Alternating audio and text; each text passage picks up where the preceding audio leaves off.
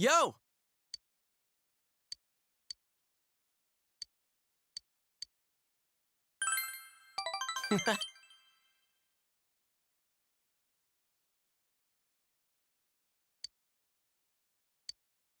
There's something I wanted to tell you. Somewhere... No, it's more like... I was jealous of you.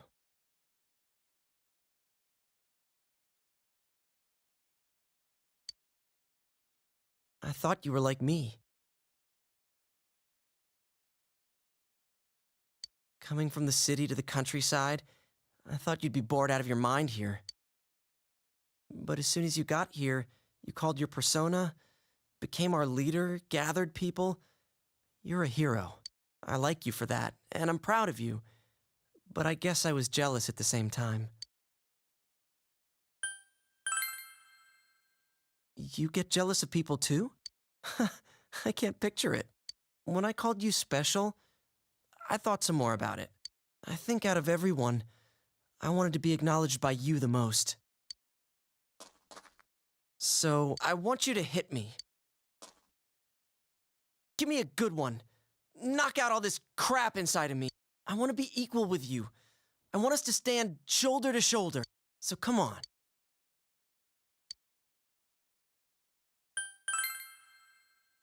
Huh? But I don't have a reason to hit you. I got it now. If we're equal, then I guess you're right. Okay, here I come. Take your best shot.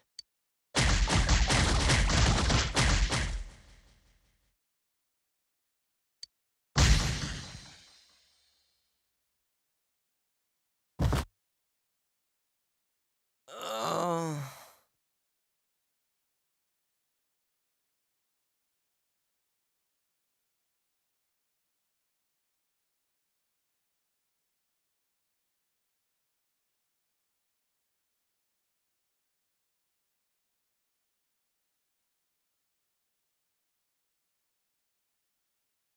Your punches are brutal. I was seeing stars there for a second.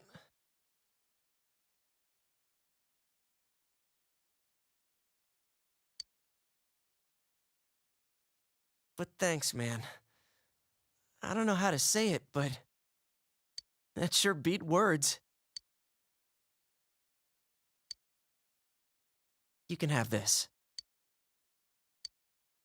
If you start bleeding, put that on. You know, we should fight more often. Phew, the sky's so high up. Is Saki-senpai watching us? Senpai, I'm going to live. Without lying to myself, without deceiving myself. Days like today, days like before when I did nothing, they're all important days. They're all days you didn't live to see. I'm going to live them here.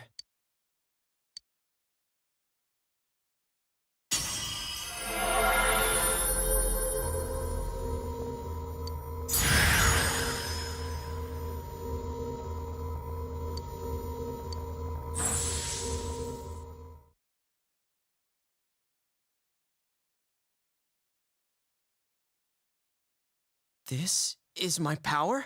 The power to protect what's dear to me, huh? Just what I wanted.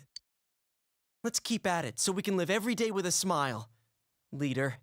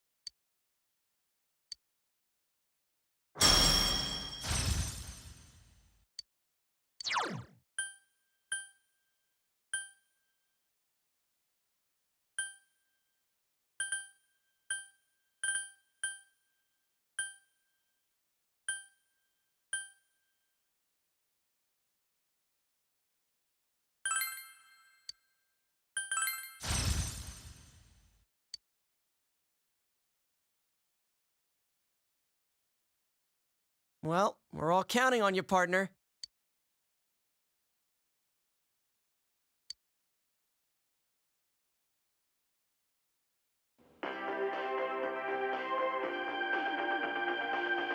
Good evening, and welcome to Nightline's special Night Watch report.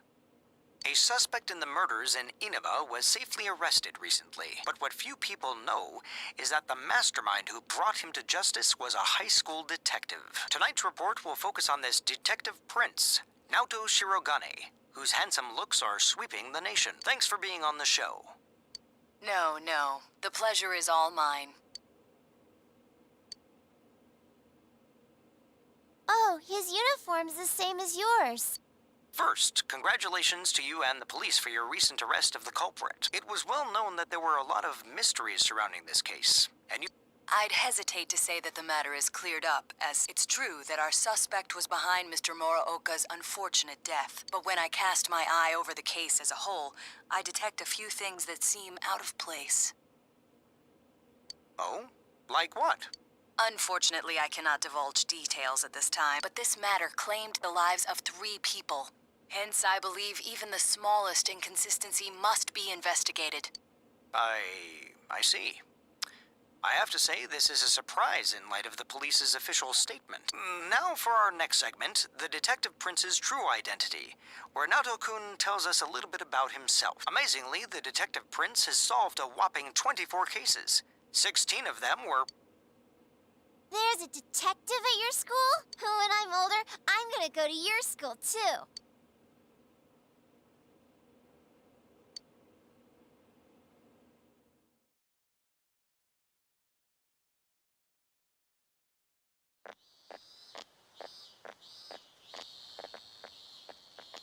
Hi, Senpai.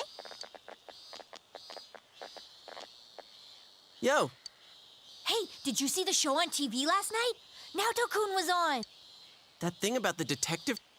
But the police were the ones who identified the suspect, and he was cooperating with them on it, right? So it's true that he helped solve the case. I'm kind of surprised, though. I didn't think he was the type to go after the spotlight like that. Good morning. I've been waiting for you all. There's something I needed to discuss with you regarding the case. Discuss? Dude, we'll be late if we talk too long. Hey, where's your uniform? Could you please indulge my current theory on the matter? What is it? First, as regards commonalities between the victims, all of them were kidnapped before they were murdered. The victims were all locals who had been the focus of recent media attention, becoming suddenly well-known. That is the most likely scenario. I don't believe there's anything intrinsically unique about the victims themselves. Haven't you all come to the same conclusion?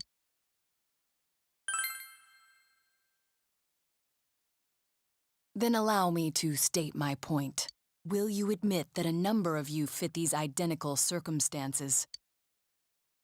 There was a long interval between the second and third deaths in this case. But after I applied the aforementioned criteria, I discovered several similar disappearances had taken place.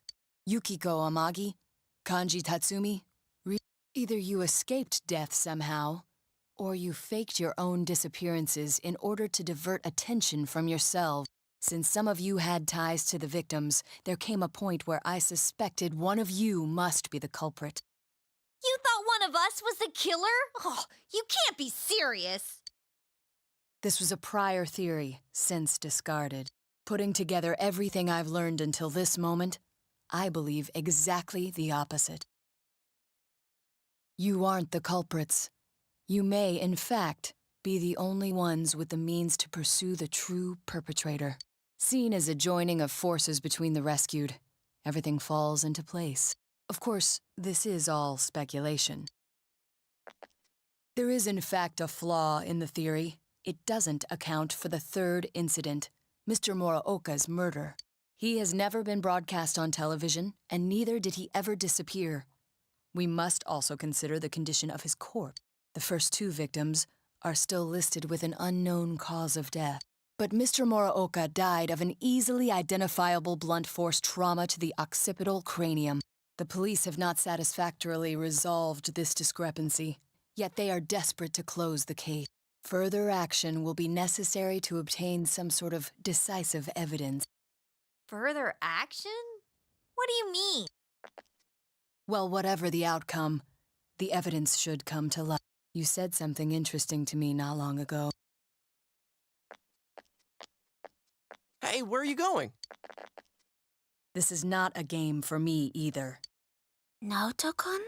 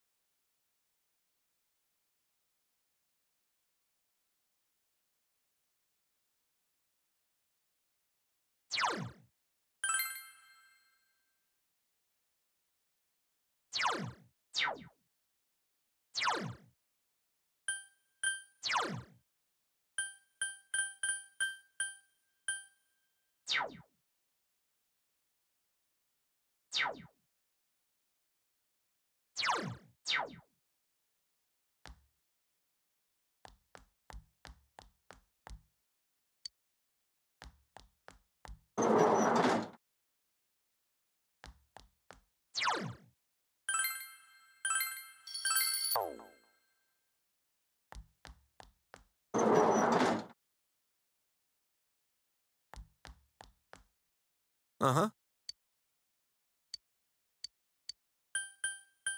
All right.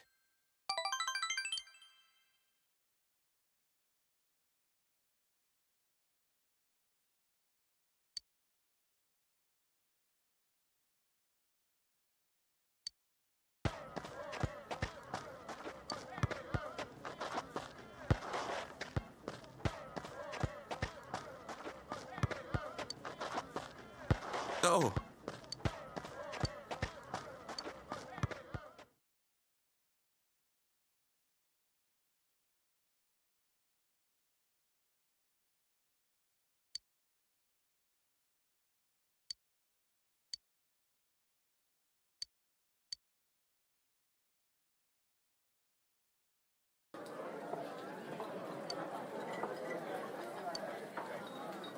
Oh,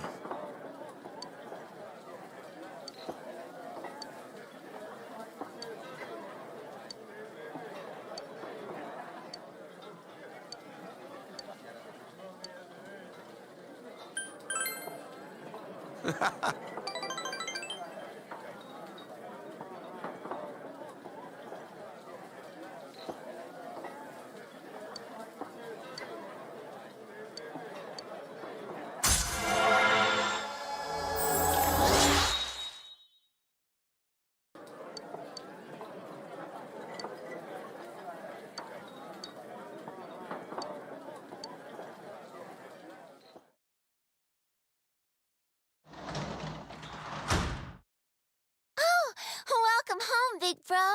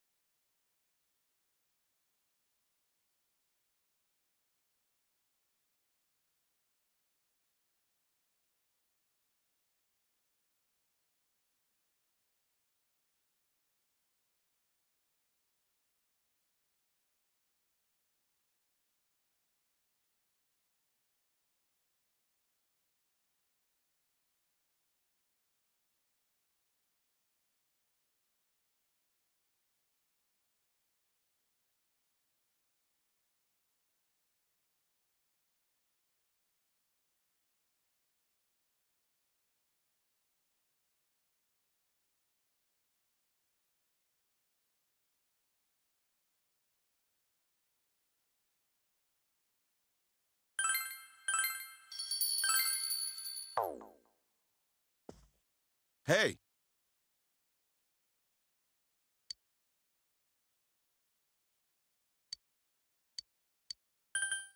Ah.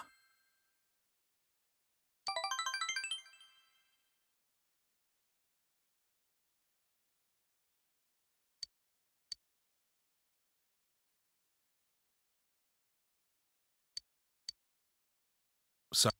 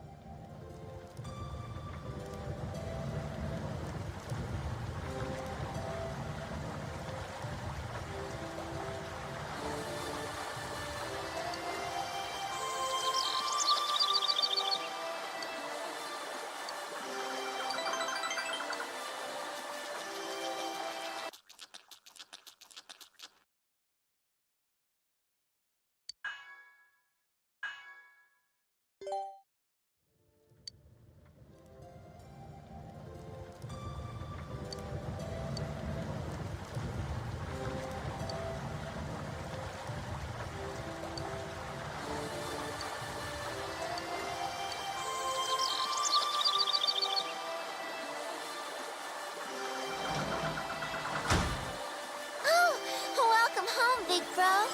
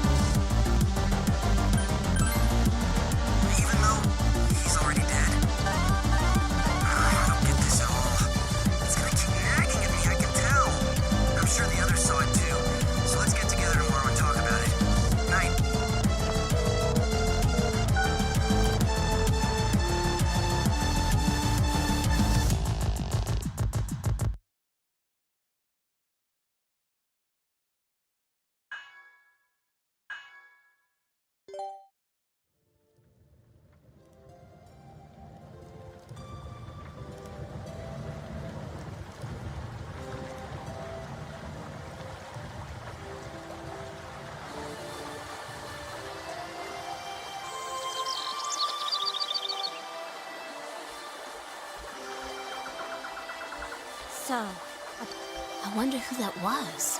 I talked to Teddy and he says no one's in. Well, yeah, the killer's been caught. Yeah. Huh? Come on, get with the program. So? It's got killers behind bars. Yeah, that shit Naoto said didn't make any sense either. So there's no use. Huh? Naoto-kun. No. How do I put it?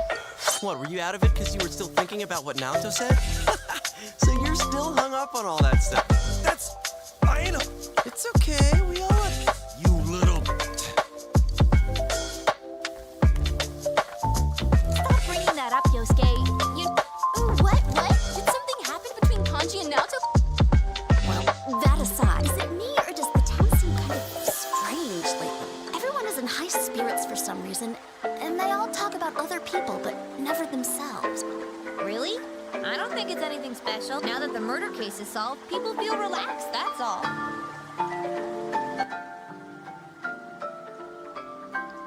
That's how society is. They all just want to get in on the latest trend. People get excited fast and lose interest even faster. It goes round and round, and there's no underlying reason for it.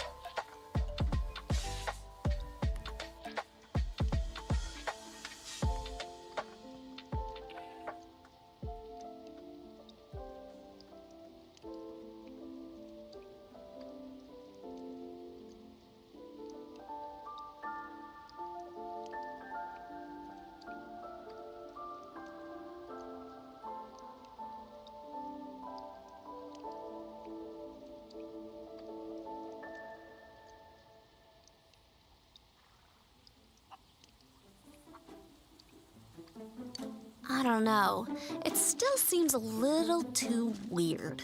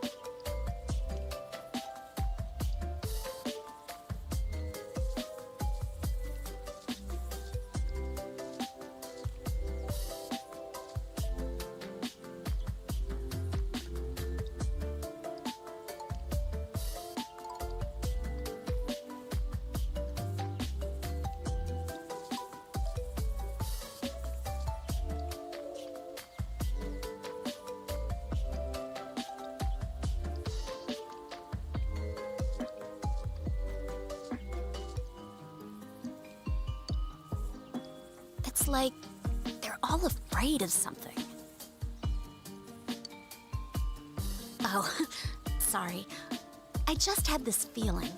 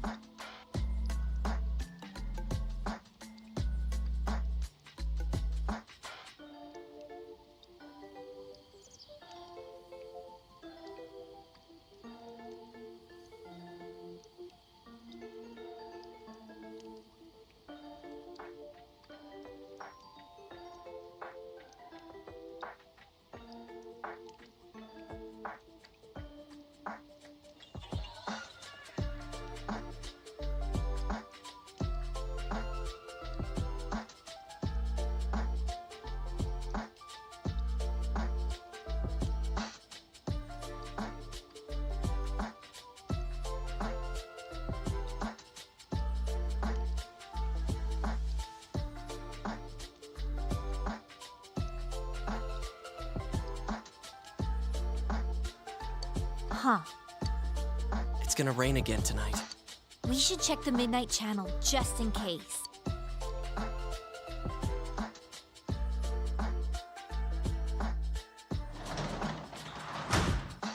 Oh, welcome home, big bro.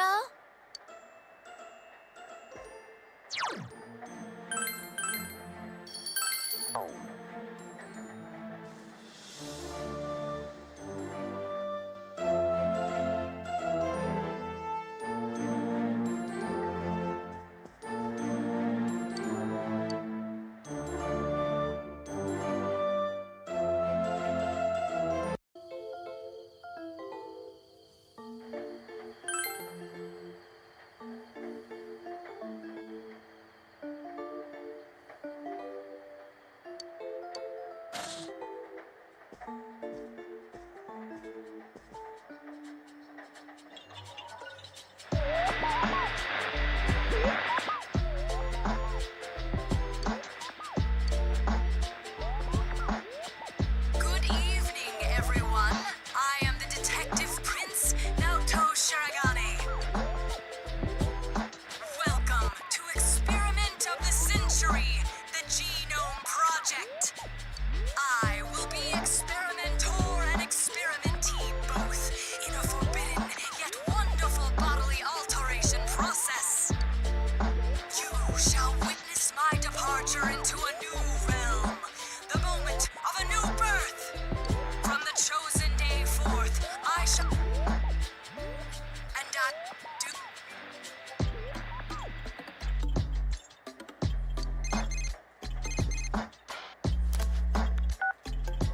Hey, so you said people only show up clip. The hell's going on? Being a detective? Damn! Anyways.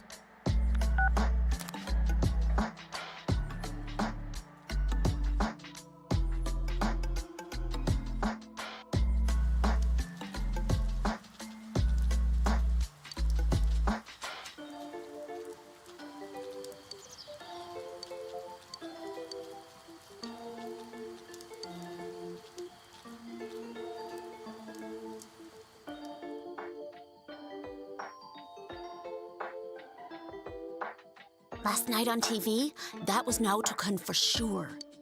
What's the verdict, Teddy? Is he really in there?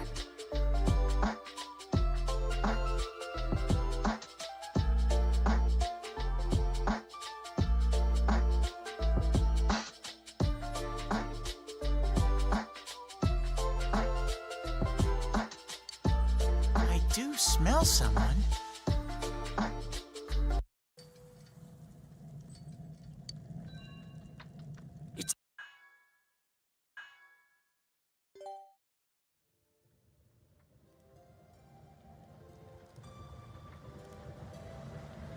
It's just like before. Nothing's changed.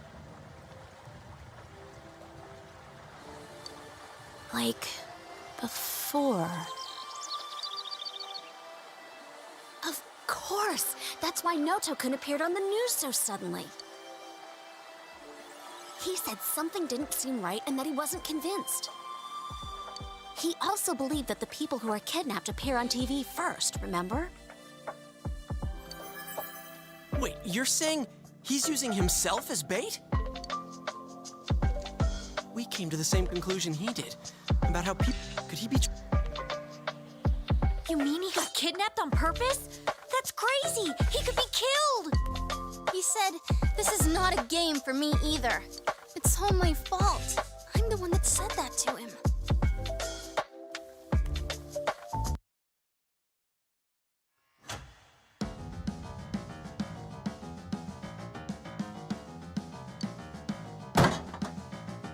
Idiot!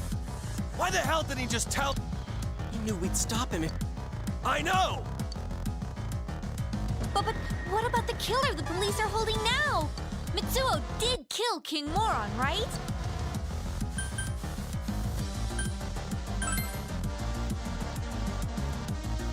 I get it now. I remember Naoto-kun mentioning this. He said it was strange that the police were able to identify the cause of Mr. Muraoka's death.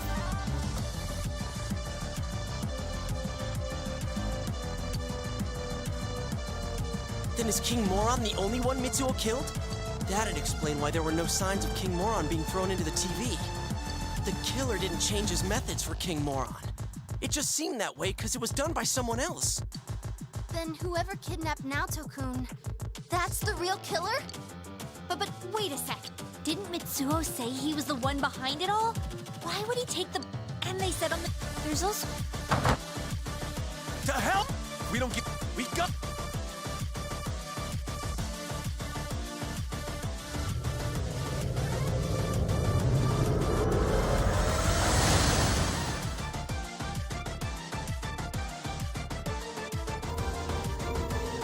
Someone's definitely in here. And the world seems to have grown larger.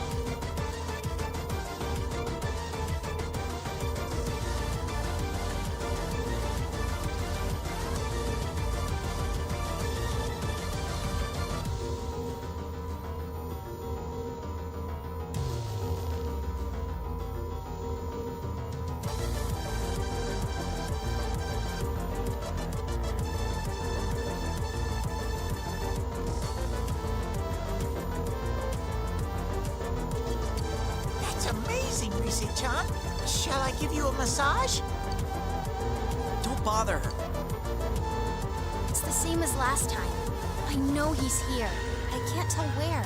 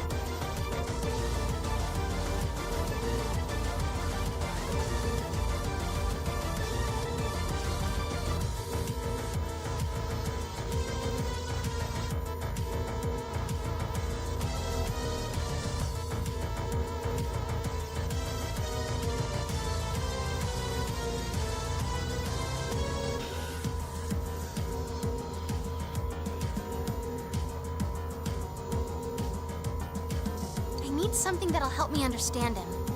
I need some clues.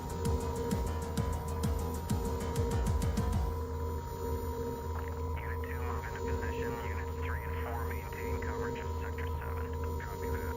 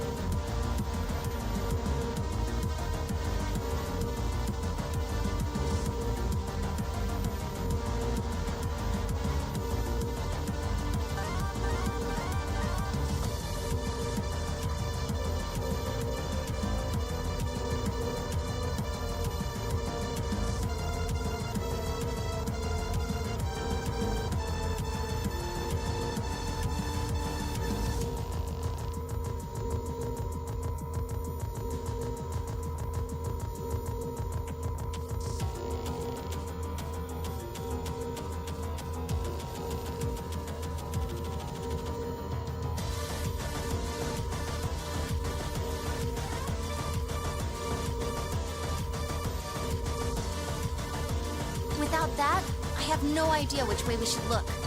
Damn it! If we don't do... Hey, snap out of it. Let's not panic first. I know. We know he's over... I'm sorry, all I need is some kind of hint to help me understand him better. Then I could find him for sure.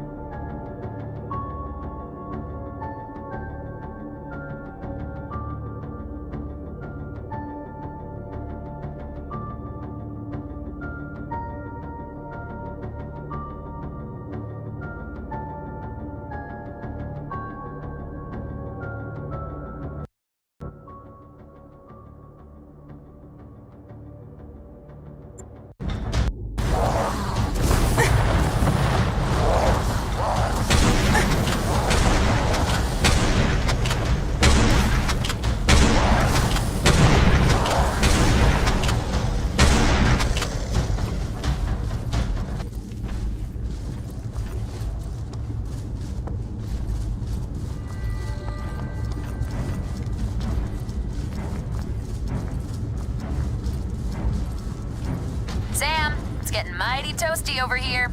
Hurry up.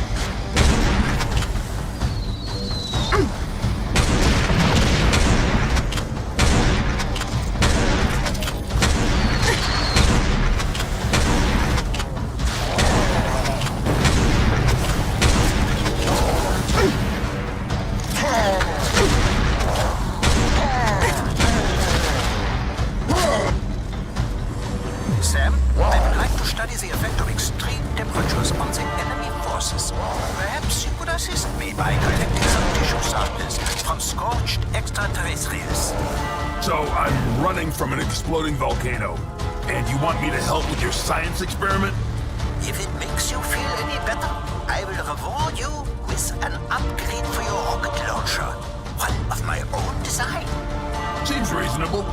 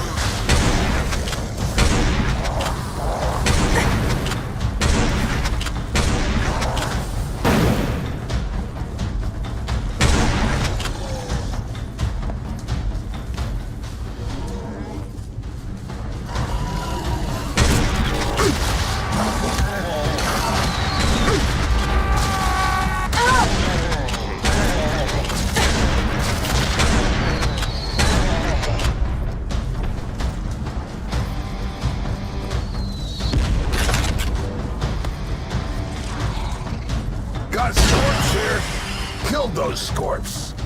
Hey, me too! Scorp buddies!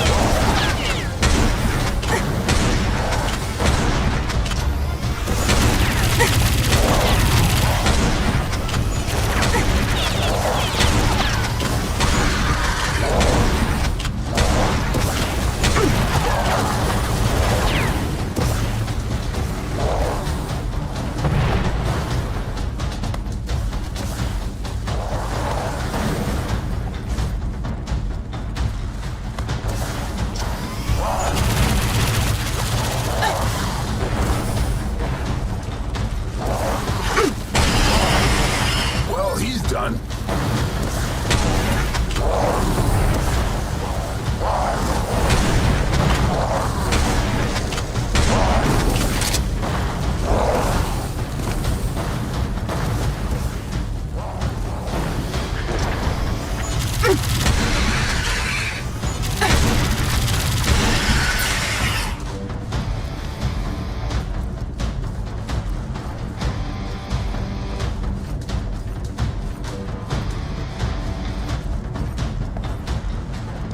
I'm in the mood for a cheeseburger.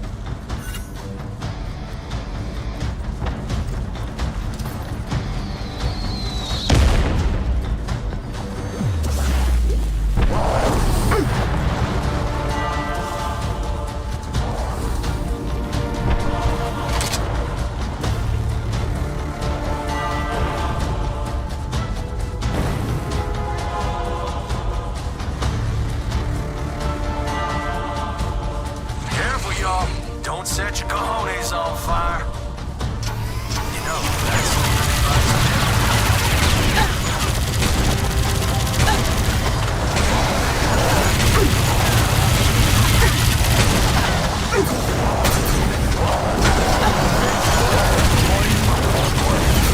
I haven't seen a big one yet. Isn't that a good thing? We were sport buddies.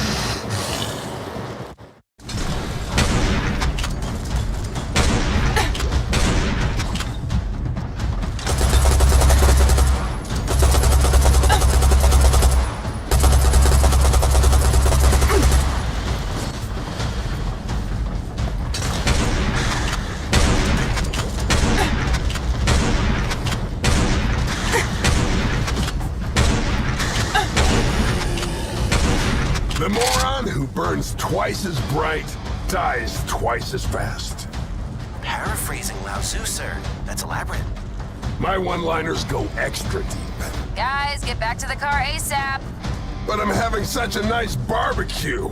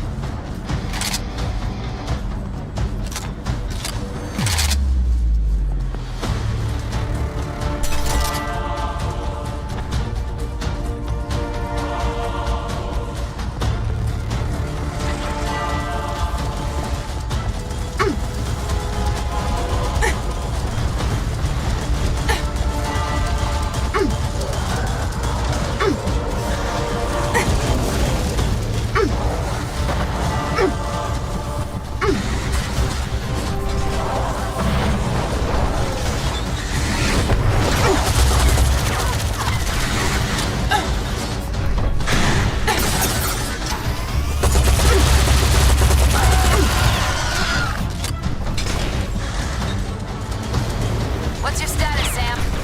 I'm on fire! Oh, okay.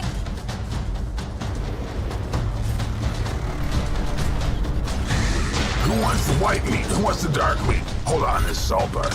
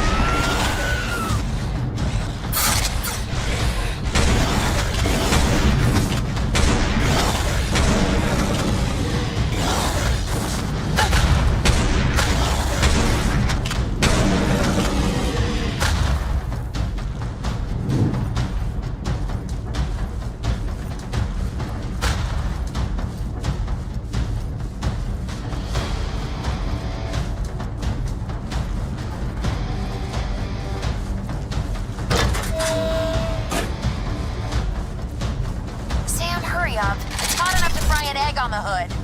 All right, all right. Damn, woman. Now you made me think of breakfast again.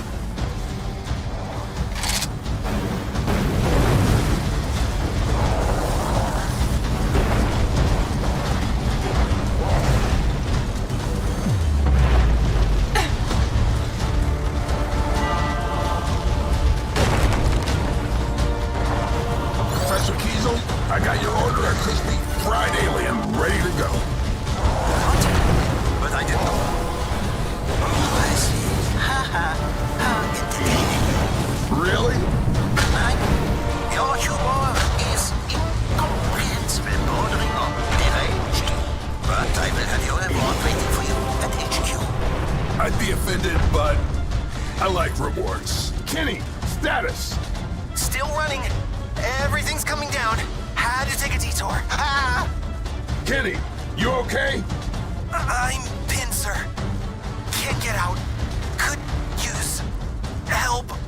Hang on, kid. Sir! Over here, sir! What happened to you? I got trapped under this statue of Uranus. That doesn't look like my... Let's not go there. You're right. I can do better. Thanks, kid. Now come on. We need to keep moving.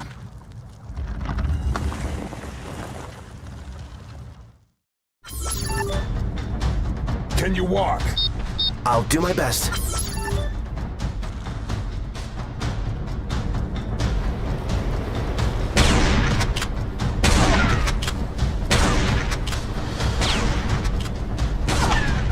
Take that!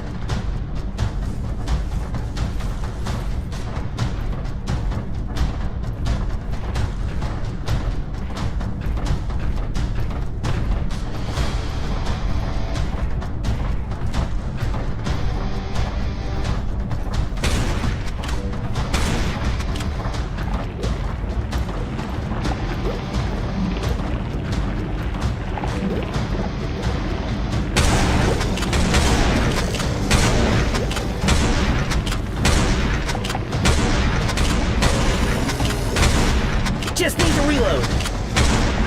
You're not my mummy or my daddy. That's weird.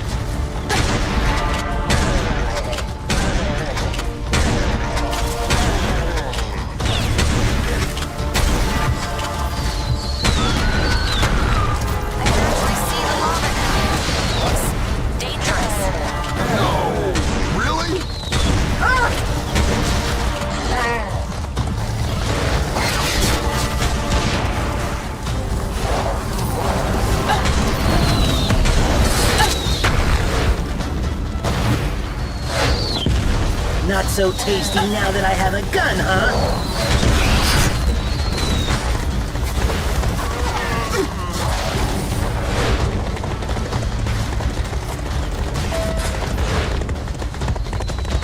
By the way, this type of situation, perfect for fire-based one-liners. Go ahead, give it a shot. But what if I fail? Will you fire me? No, of course not. I see what you did there. Well played. Okay, firing up the engine. The clock is ticking and melting. The metaphorical clock is actually melting.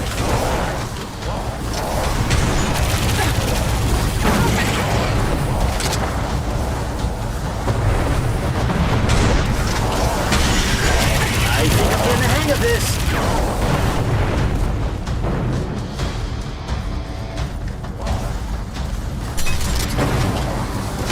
Didn't see that one coming, did you?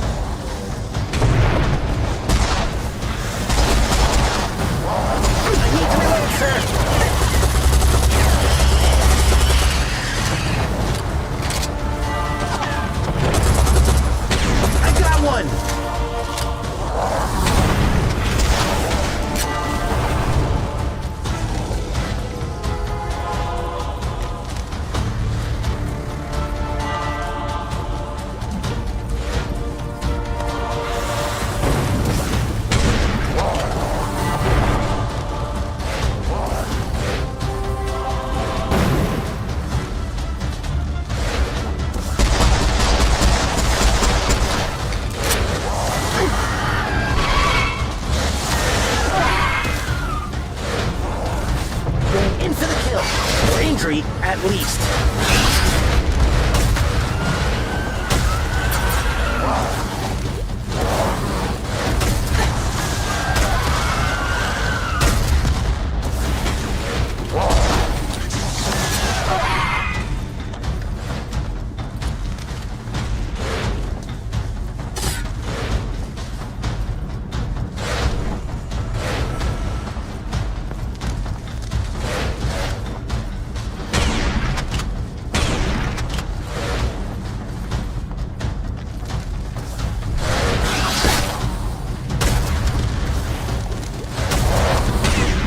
Shoot you point blank.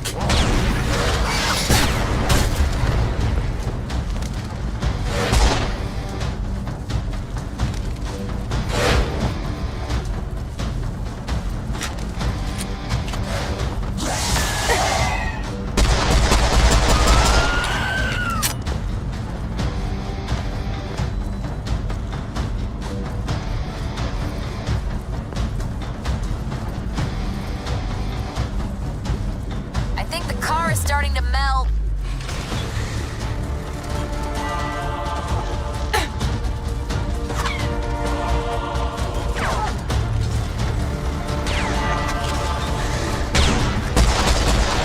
I lack experience, but I'm very motivated.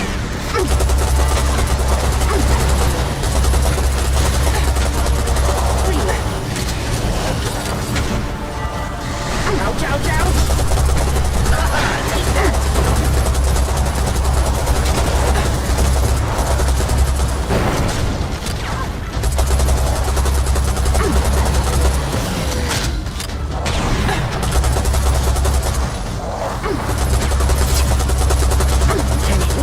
Aliens, zilch.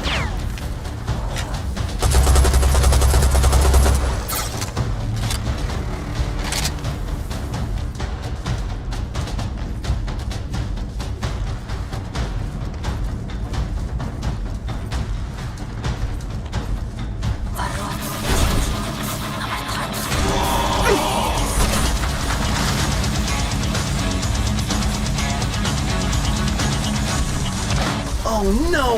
It's one of Lord Ackerman's infamous witch brides! Yay. No, damn it!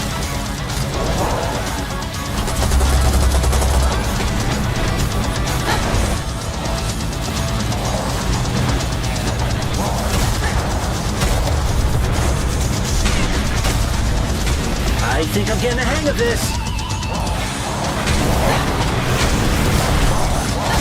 Again!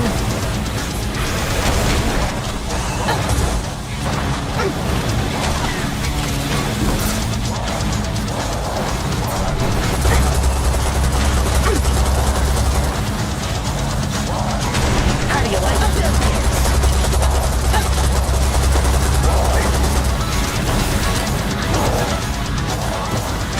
I got one!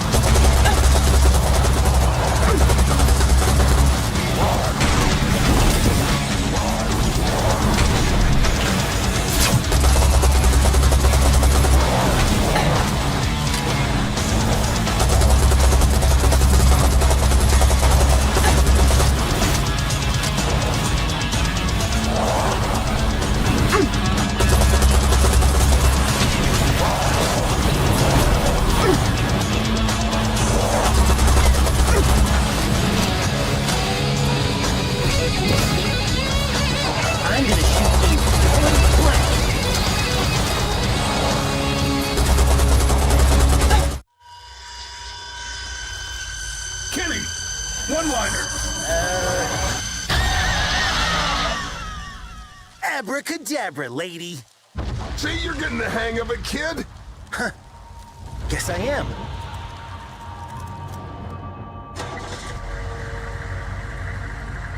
Get in the car. This place is going to hell. Jones? Didn't make it. Shit. Let's get out of here before we join him.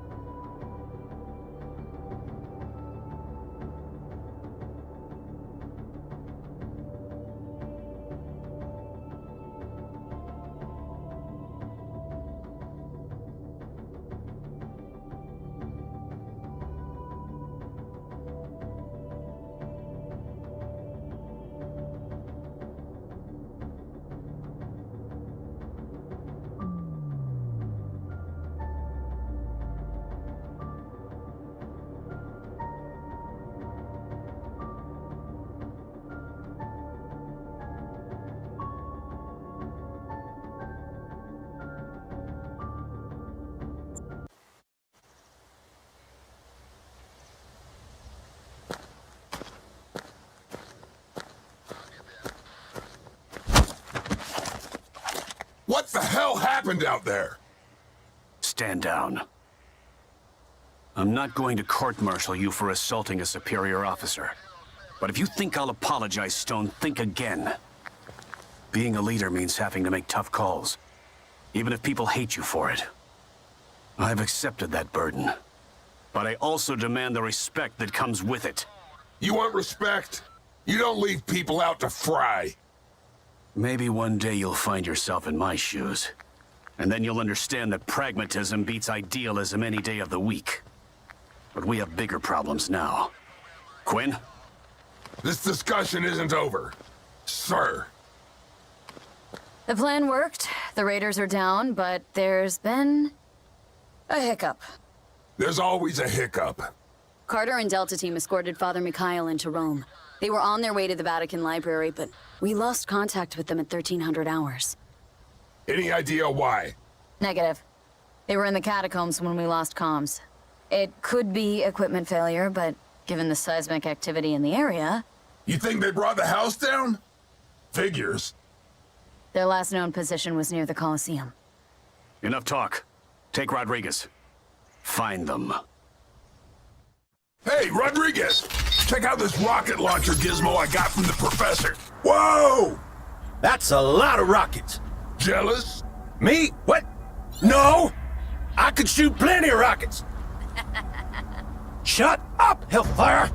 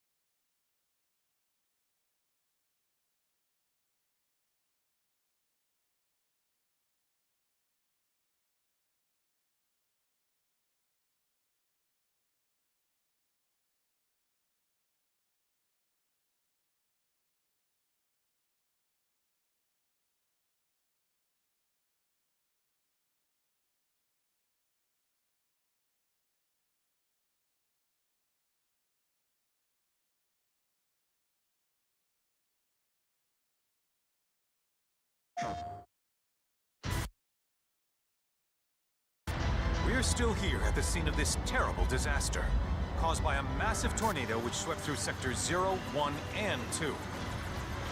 Amidst the wreckage of the expressway, search and rescue operations are already in progress.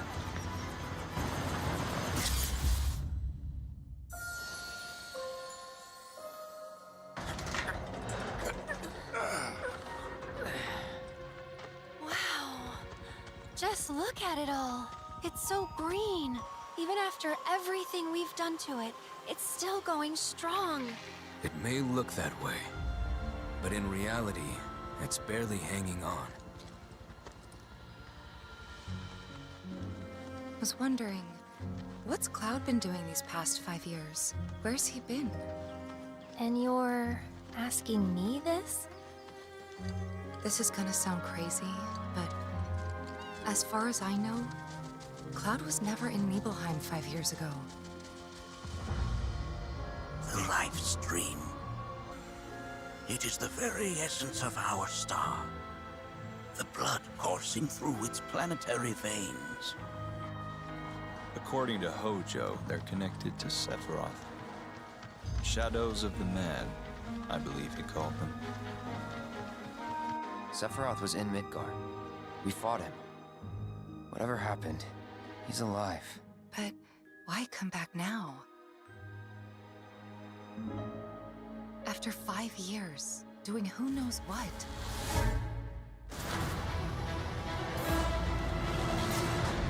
Well now, think we woke it up. Angered it, more like.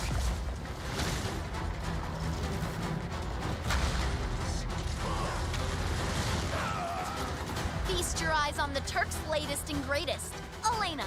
She may be new, but she's still a Turk.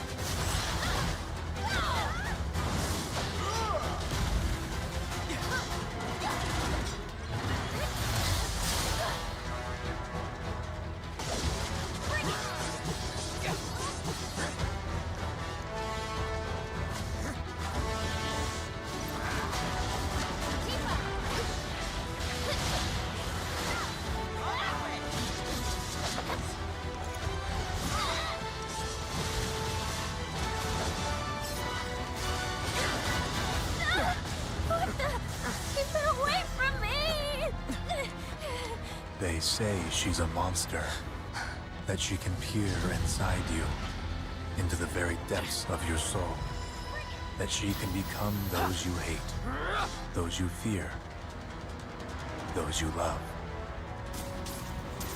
Marie, You murdered my dad! You burned my village! You know that I killed her. So, who is she?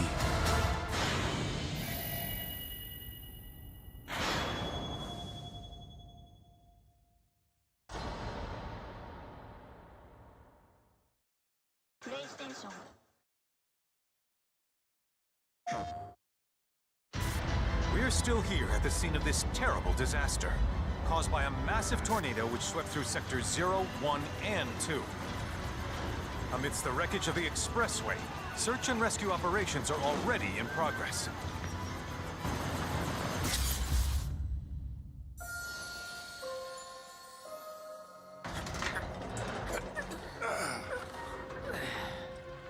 Wow.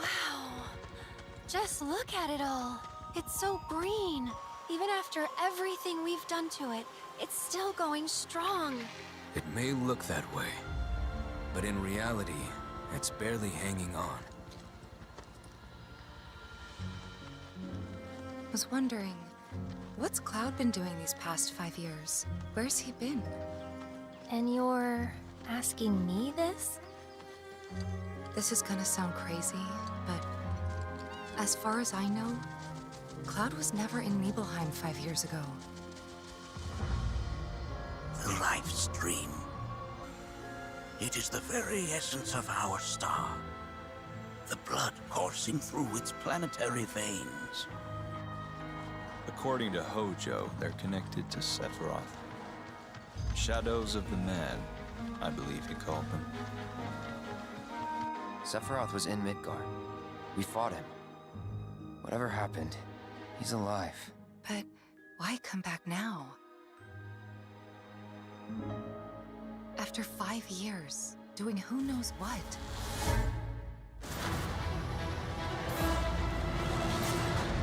Well now, think we woke it up.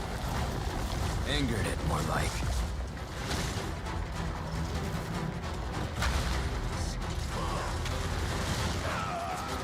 Feast your eyes on the Turk's latest and greatest, Elena. She may be new, but she's still a Turk.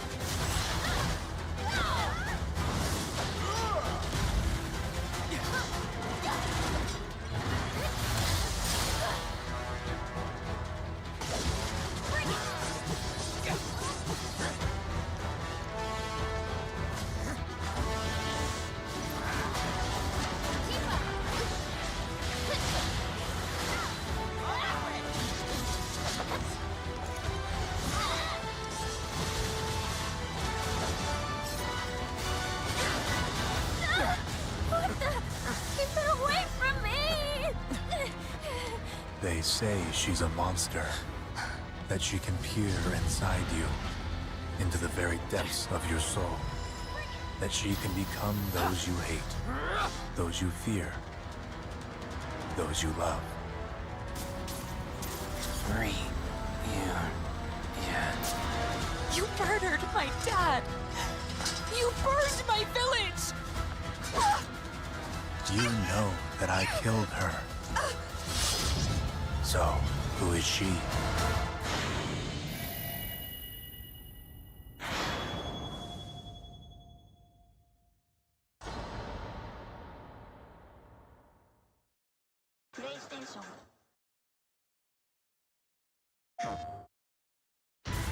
We're still here at the scene of this terrible disaster, caused by a massive tornado which swept through sectors 0, 1, and 2.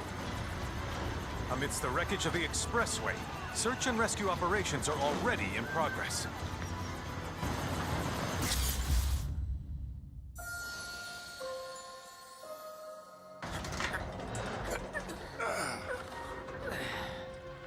Wow.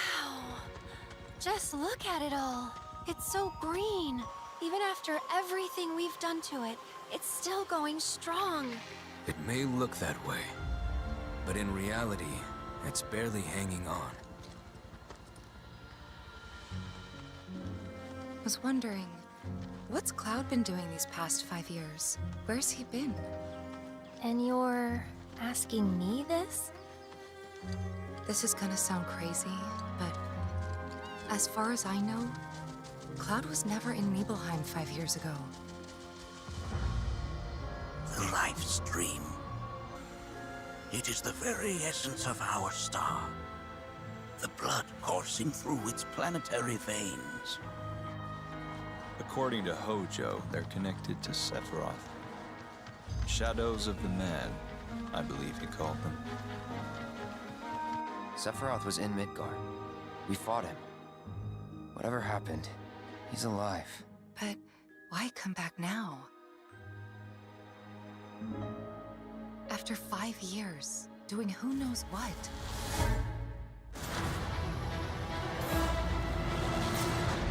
Well now, think we woke it up. Angered it, more like.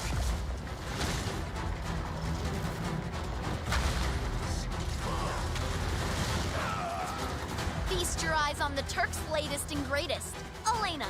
She may be new, but she's still a Turk.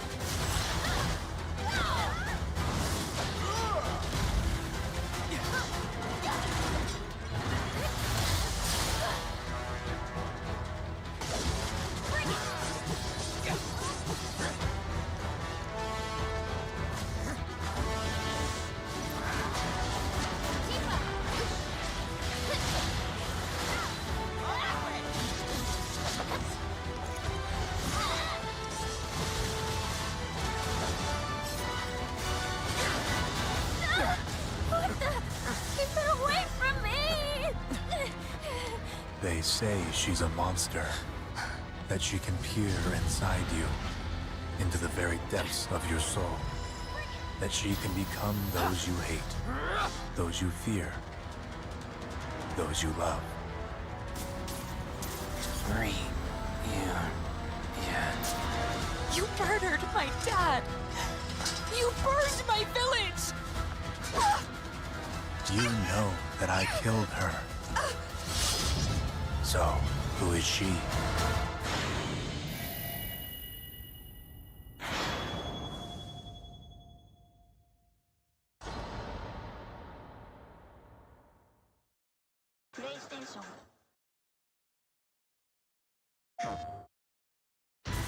We're still here at the scene of this terrible disaster, caused by a massive tornado which swept through sectors 0, 1, and 2. Amidst the wreckage of the expressway, search and rescue operations are already in progress.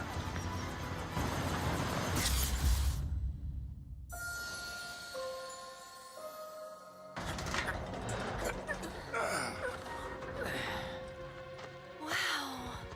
Just look at it all. It's so green. Even after everything we've done to it, it's still going strong. It may look that way, but in reality, it's barely hanging on. Was wondering, what's Cloud been doing these past 5 years? Where's he been? And you're asking me this? This is gonna sound crazy, but as far as I know, Cloud was never in Nibelheim 5 years ago. The life stream. It is the very essence of our star. The blood coursing through its planetary veins. According to Hojo, they're connected to Sephiroth. Shadows of the Man, I believe he called them. Sephiroth was in Midgard. We fought him. Whatever happened, he's alive. But why come back now? After 5 years, doing who knows what?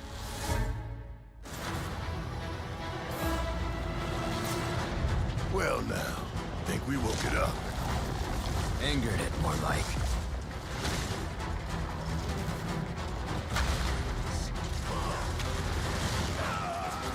Feast your eyes on the Turk's latest and greatest, Elena.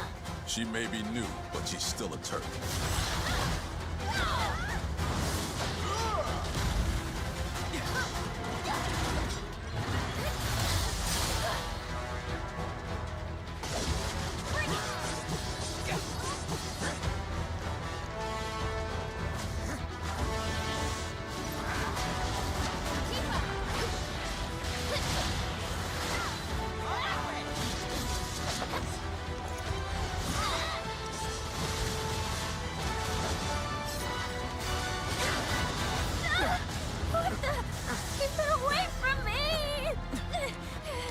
They say she's a monster, that she can peer inside you, into the very depths of your soul, that she can become those you hate, those you fear, those you love. Marie, yeah. You murdered my dad! You burned my village! You know that I killed her. So, who is she?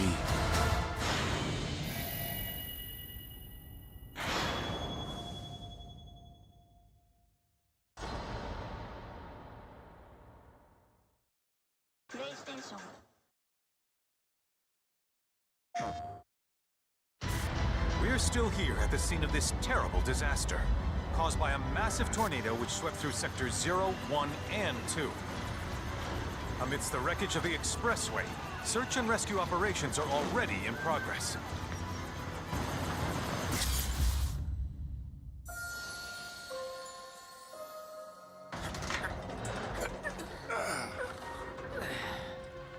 Wow. Just look at it all. It's so green. Even after everything we've done to it, it's still going strong. It may look that way, but in reality, it's barely hanging on. Was wondering, what's Cloud been doing these past 5 years? Where's he been? And you're asking me this? This is gonna sound crazy, but as far as I know, Cloud was never in Nibelheim 5 years ago. The life stream. It is the very essence of our star. The blood coursing through its planetary veins. According to Hojo, they're connected to Sephiroth. Shadows of the Man, I believe he called them. Sephiroth was in Midgard. We fought him. Whatever happened, he's alive. But why come back now? After 5 years, doing who knows what?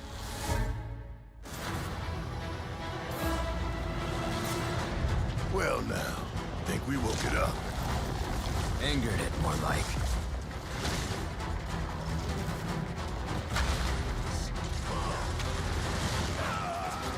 Feast your eyes on the Turk's latest and greatest, Elena.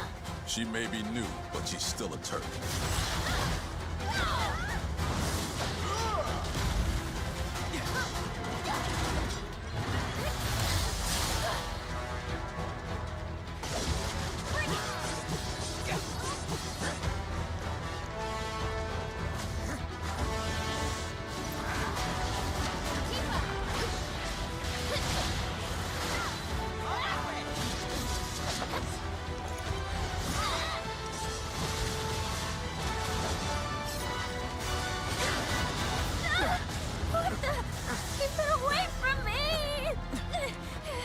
They say she's a monster, that she can peer inside you, into the very depths of your soul, that she can become those you hate, those you fear, those you love. Dream. Yeah. You murdered my dad! You burned my village! You know that I killed her. So, who is she?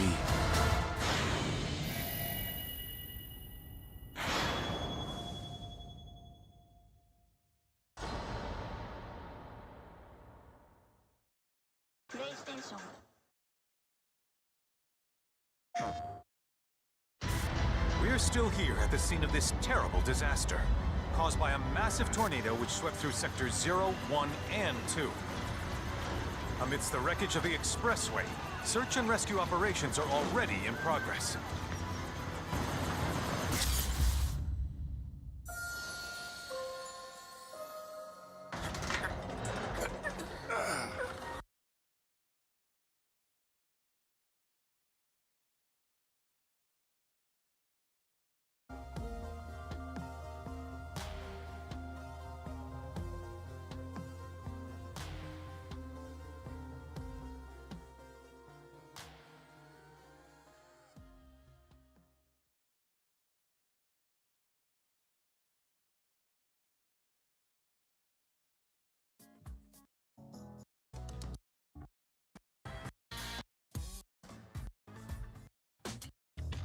Then again, they weren't prepared for me.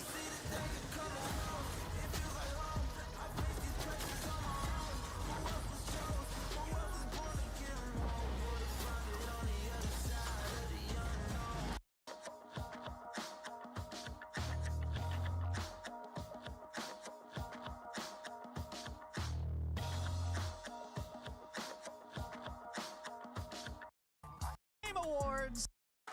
Alan Wake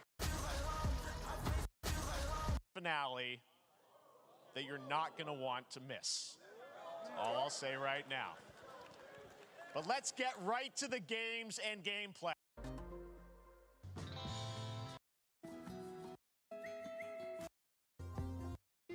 And the people that live simple and you can toys to play with.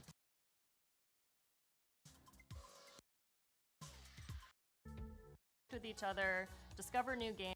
Entirely new IP. Best During the pandemic, but we were so excited. A talented musician. Summer. This is a game for people who love pure exploration. You're free to roam open city scenes at your own pace, following your curiosity, getting sidetracked, and discovering secrets along the way.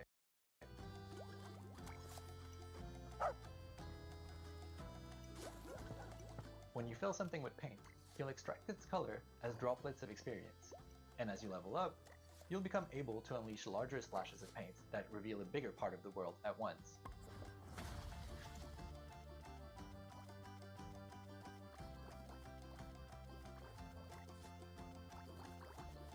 You'll also meet plenty of locals, taking part in their lighthearted, everyday anecdotes, and some of them will even commission artworks from you.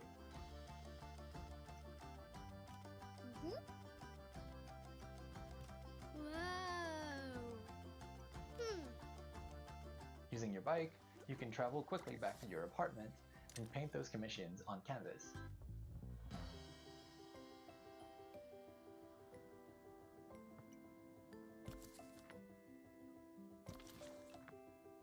That's where your creativity comes into play. At your easel, you can create gorgeous watercolor artworks using anything you've discovered in your expedition so far. Stamps on your canvas can be freely moved, resized, rotated in 3D, and even recolored. The canvas is pretty much your sandbox that lets you put your own spin on commissions. And if you're feeling inspired, you can paint as many creative artworks as you like without any kind of limitation. With hundreds of unlockable stamps at your disposal and dozens of commissions to inspire you, the only limit really is your imagination. Apart from living your best life as the friendly neighborhood painter, you'll also get to meet other like-minded artists, like Marianne, an ambitious photographer, and Theo, a talented musician, among many others. If you manage to befriend them, maybe they'll let you in on their best-kept secret, an abandoned building that could become your very own painting studio. But you'll have to dive into that story for yourself. It is coming out in 2024, and we hope you'll enjoy your adventures as a traveling painter in this lovingly crafted, whimsical summer world. Hi everybody, how are you liking the show so far? This is the time where we take a brief break to talk about the long and complicated process by which we accept games into the nominating committee and all the legal ramifications and the technical rules that go with the accounting of the... Tim, sorry. I thought that, yeah, I thought I was doing something here too. All right. Hey, Kelly from Indie Mega Booth here with a very exciting announcement. We're back.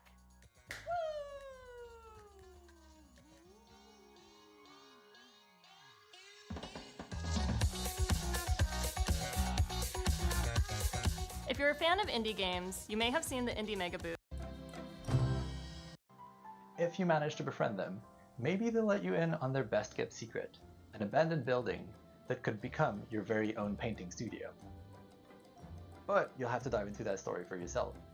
It is coming out in 2024, and we hope you'll enjoy your adventures as a traveling painter in this lovingly crafted, whimsical summer world.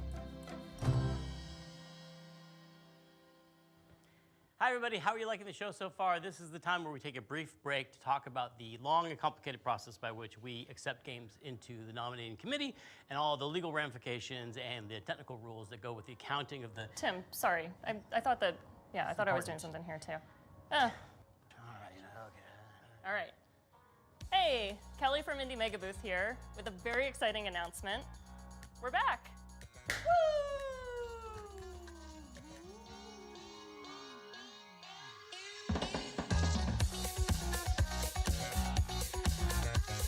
If you're a fan of indie games, you may have seen the Indie Mega Booth at shows like PAX West and PAX East over the last decade, bringing together a curated selection of the best up-and-coming indie titles.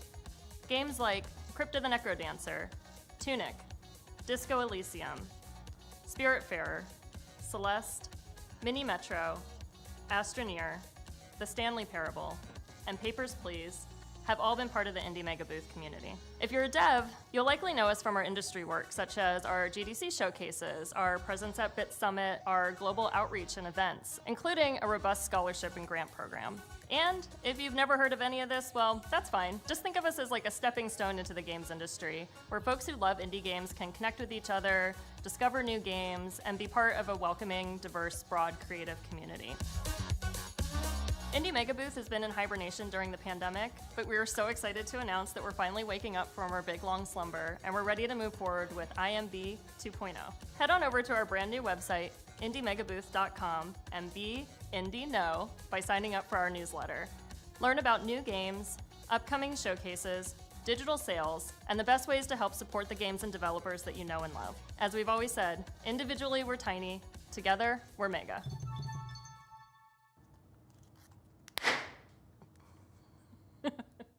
We have another world premiere for y'all, and it's also really thematically appropriate for this showcase. You'll see why in a second. It's from the aesthetically amazing studio called Land and Sea. They're famous for the Alto series that you know and love, but this next one is not what you're expecting from them. It'll be herding your way. It'll be flocking your way. No, I like herding. It'll be herding your way next year. It's called Summerhill. It's about sheep. Hi there, my name is Harry Nesbitt, and I'm the founder and creative director of Land and Sea. We're a small team from the UK, best known as the developers of the Alto's Adventure series. Now, over the last few years, we've been busy growing the team and laying the groundwork for our most ambitious project yet. It's an entirely new IP that aims to build on the themes that we care about most as a studio, and we're super excited to be able to share this exclusive first teaser with you today. So please take a look, and I'll be back at the end to tell you more.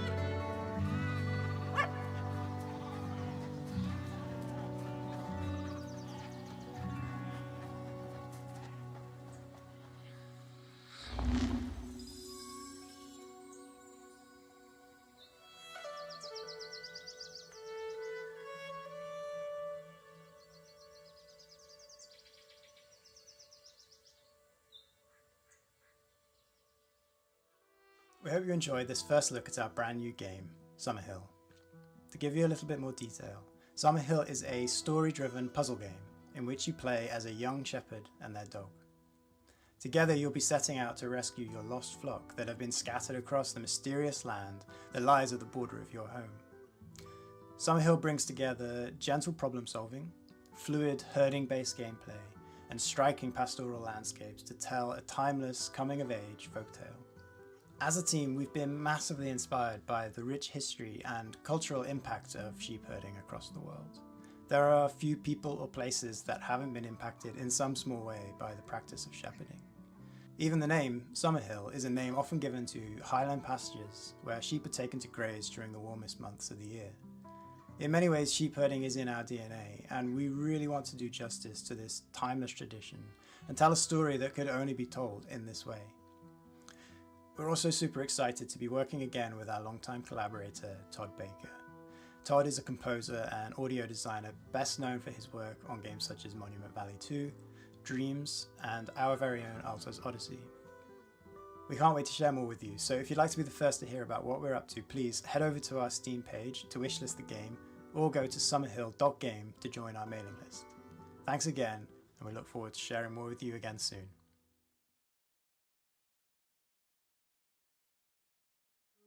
Next up, we have an update on Eternites. This is from Studio Sai, essentially a one-person team with a few friends helping out on the side. And it's a dating action game. Now, you've heard a lot about this title. Sorry. What's happening? I'm sorry, Greg. I know I shouldn't be interrupting Day of the Devs. But it's urgent. A virus has turned most of us into... I don't know how much longer we can hold out. It won't be easy, and the road will be long, but who knows? Maybe we'll find one more thing worth fighting for. Eternites is a dating action game that takes adrenaline-fueled combat and mixes it together with a heartfelt love story. I be honest for a moment? Sometimes with all these infected, it's too much. And it's during these moments that I'm happy to have someone to lean on.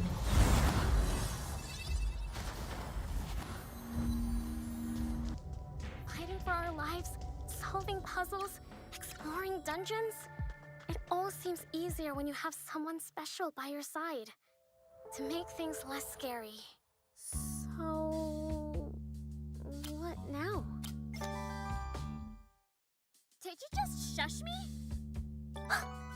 Because the teacher might hear us. Hey. Have you ever passed a note to your crush? I mean, or you can just fight for friendship. That's cool and not... Wow, we are so cheesy. Mini-games!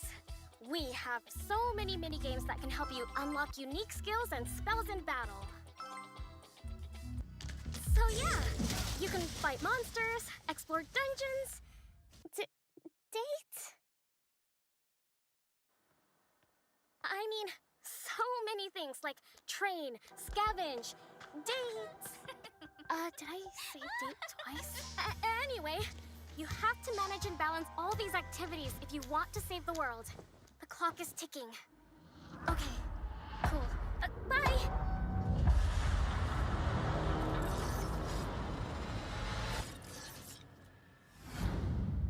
Wishlist now.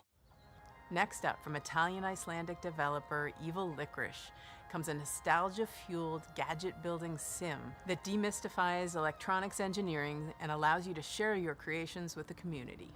Hello everyone, I'm Marco Bancale from Evil Licorice, and I'm one of the designers of Retro Gadgets.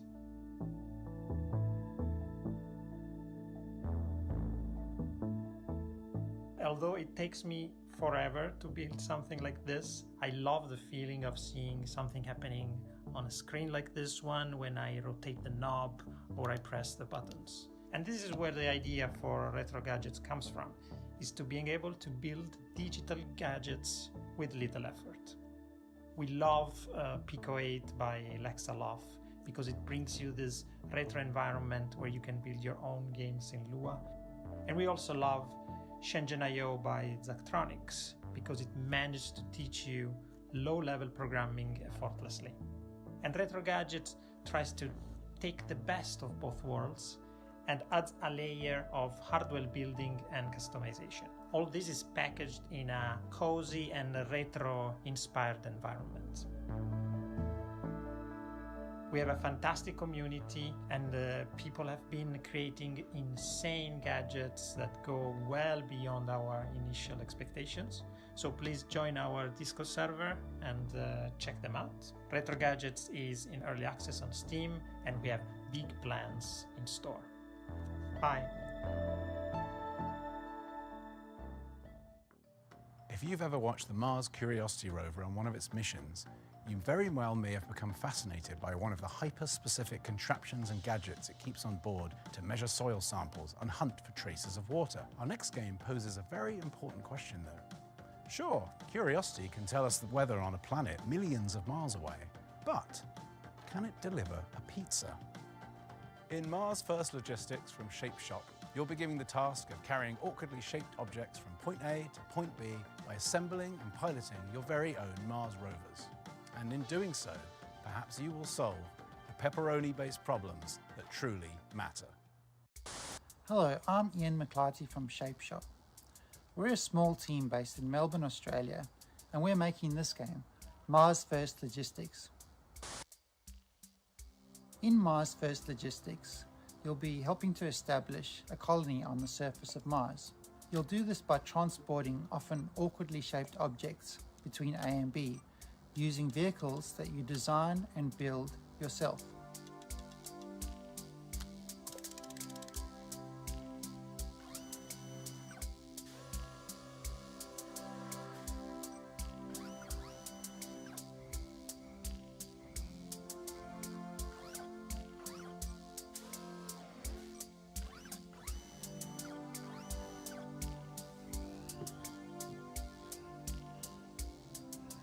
As you complete deliveries, the game will give you new toys to play with.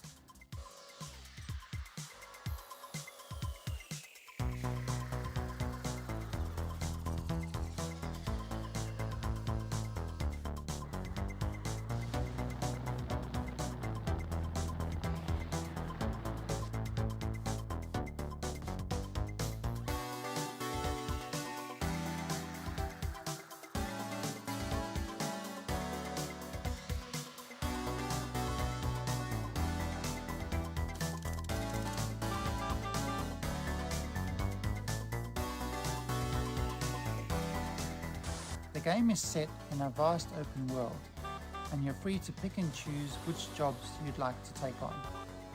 There's a mix of procedurally generated side jobs and handcrafted main contracts. In the main contracts, you'll be helping to construct new buildings in the game's world.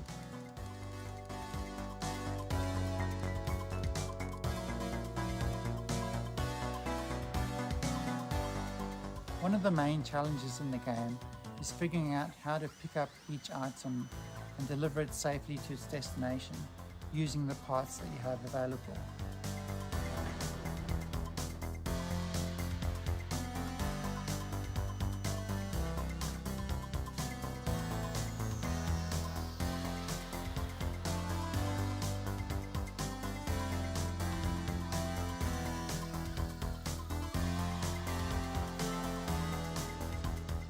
And as you build up your collection of parts, more creative options will become available to you.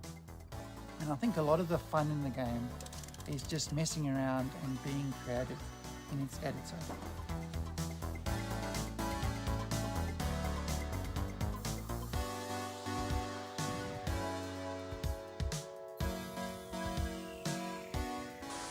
And finally, I'm really excited to announce that Mars First Logistics will be launching into Steam Early Access on the 22nd of June. That's just 2 weeks away, and we're really looking forward to seeing what everyone builds in the game. Thank you.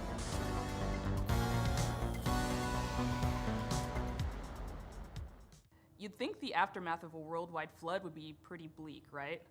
Well, UK and Denmark-based studio Die Gute Fabrik has a different take. From the studio that brought you Mutazione and Sports Friends comes the all-new adventure set in the sprawling post-flood world of Salt Sea. The adventure unfolds differently with every decision, so there's always something new to see in your next playthrough. So buckle your swashes and get ready for the world premiere of the stylish, seaworthy Salt Sea Chronicles.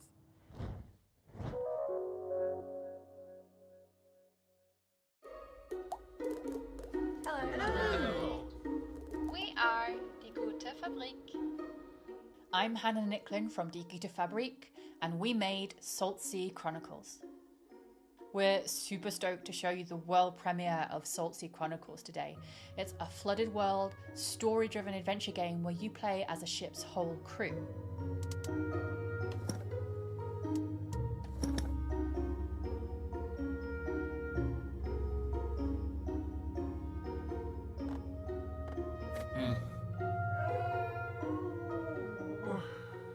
At the beginning of the game, you're going to discover that Maya, your captain, has gone missing, and together your ragtag crew are going to heist a ship and set out across the Salt Sea archipelago in search of clues. In each chapter of the game, you'll decide where to head next, who to explore with from the crew when you get there, and what to say to the people that you meet along the way.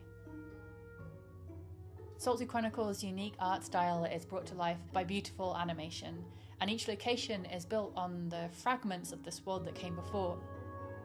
Our art team have really done an incredible job. One of my favourite locations is called Los Gatos, and on that island, the people there live symbiotically with this community of cats. As you explore, you'll find a brand new trick-taking card game designed especially for the world of Salt Sea. It's a really good way to sort of take a break from the story. It's called Spoils, and you can play it all over the archipelago, and you might discover how each community has slightly different house rules.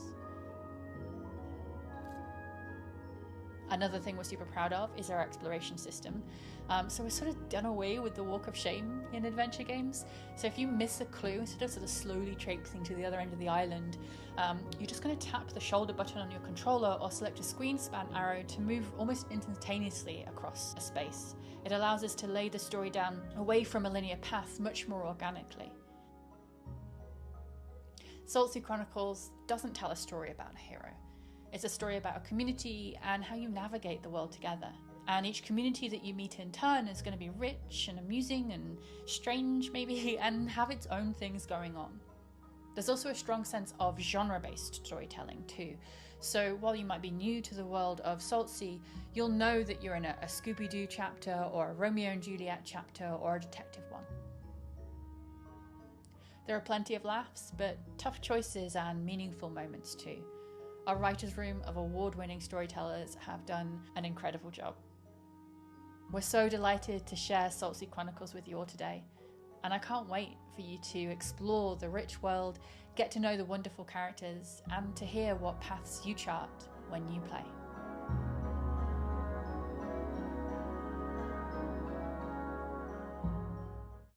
All right, this next game, sorry. Tim keeps texting. Let's see. Oh, Tim wants me to read something. Apologies, but this seems important. The thing I love most about Day of the Devs, says Tim, as me as Tim, I don't know, is getting to know all these amazing game developers. I love hearing them describe their games and their creative process, but I wish I could hear more. I wish I could be a fly on the wall, eavesdropping all their private conversations, all their ups and downs, their triumphs and tribulations, while making a real video game over the course of 7 years. Too bad there's no way to do it. Or is there? This is actually pretty cool. Two Player Productions was embedded with Double Fine for the course of 7 years while they were making Psychonauts 2, and they made a super hyper duper long documentary series unlike anything you've ever seen in games. All the intimacy, all the tears, the outrage and joys, and all the things that happen in game development that never really gets documented because who has access like this? So here's a very quick sneak peek at their incredibly long series. We highly encourage you to watch this thing. It's amazing. So what's next? Psychonauts 2. To get to the dollar amount we're talking about, it's probably going to take financing from a lot of different avenues. Whenever Grasslands is going to start, Tim's just going to start taking our people. So there's a ton of stuff going on right now. It's kind of breaking me. But you know, it's fun. It'll be really rewarding when it's done. Hopefully you get a chance to work on a Psychonauts game in the near future.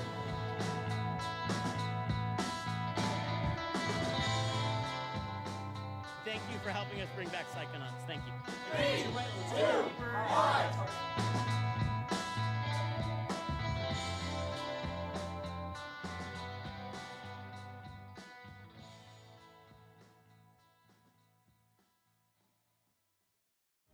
To submit your game for future Day of the Devs, or to just hear about Day of the Devs in general, go to dayofthedevs.com for more info.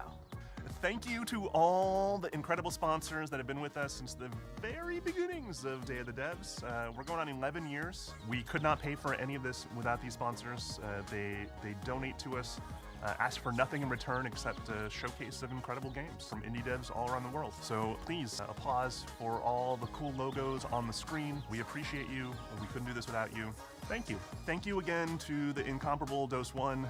He's been supplying the beats for all the transitions between all these amazing games ever since we started doing these digital showcases for Day of the Devs. Thank you again. You're a hero amongst heroes. Go check out his music. It's amazing. Hell, Dose One is incredible. Thank you for watching Day of the Devs yet again. If you're looking for more information or you just want to subscribe to the coolest newsletter in all the land, go to dayofthedevs.com. The URL on your screen. Follow us on social media. We got more coming up this year. Thank you to our friend Jeff Keighley. The Summer Game Fest showcase was amazing. We're so happy to be a part of Summer Game Fest for these last many years. Definitely stick around. We're not completely done yet. We have a musical performance featuring the sounds of New Caledonia, thanks to our friends who made the game Chia. It's worth it. It's really f***ing cool. Happening right now.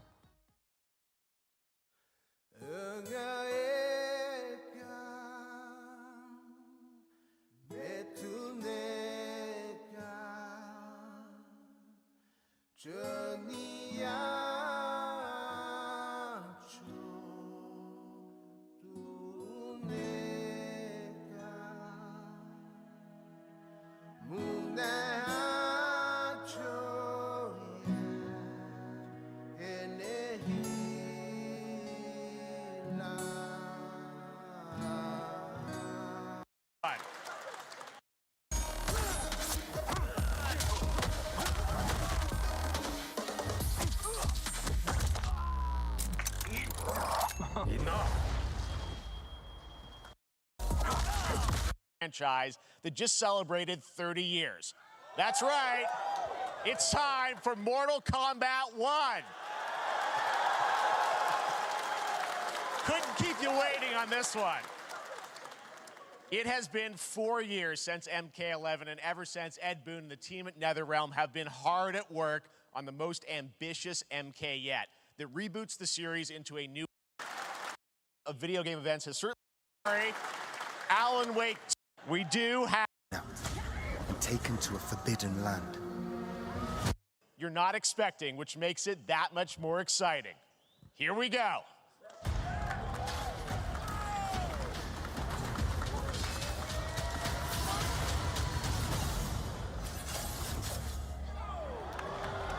Our kingdom is cursed. The prince has been kidnapped and taken to a forbidden land. All hope rests with us, the Immortals, to rescue him and save the Empire. But we weren't prepared for what was coming next.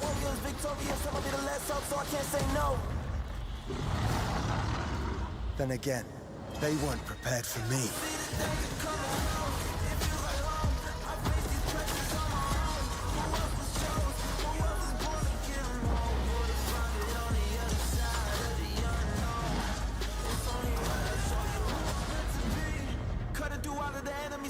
Whether they're ready or not, better get better with time. I can't see an enemy ending the plot. My struggle came with a purpose, now I'm about to turn it down to a purpose. You see, I ain't begging, I'm undeserving. I'm giving on every battle that I fought. I had to play the plot. Don't take a chance, really take a fight. Been through the dark times, so I came with the dark side. Better show you the light. See how I rose up, all the warrior grown up. Now we're giving them hope. Keep them all warriors, victorious. Put it home on any enemies get close. So I see the danger coming. In these times of darkness, hope is the only thing that keeps us fighting. I will fulfill my destiny and save the kingdom.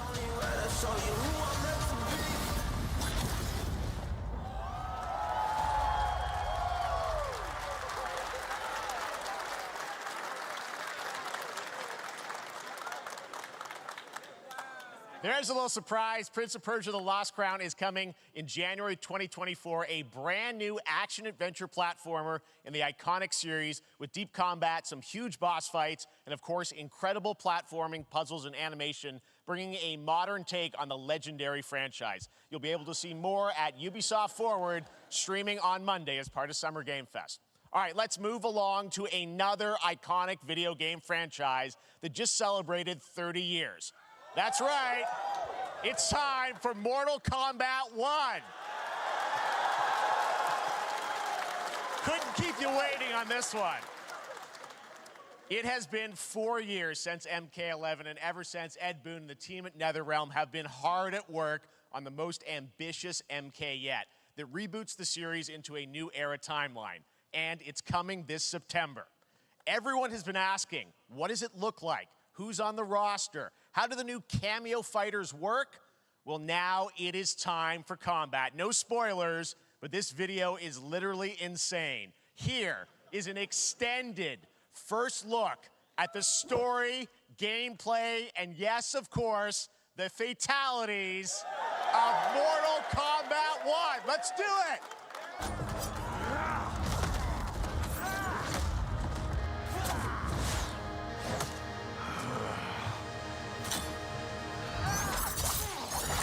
I have had enough of you. Then go, before I put you down. Fight!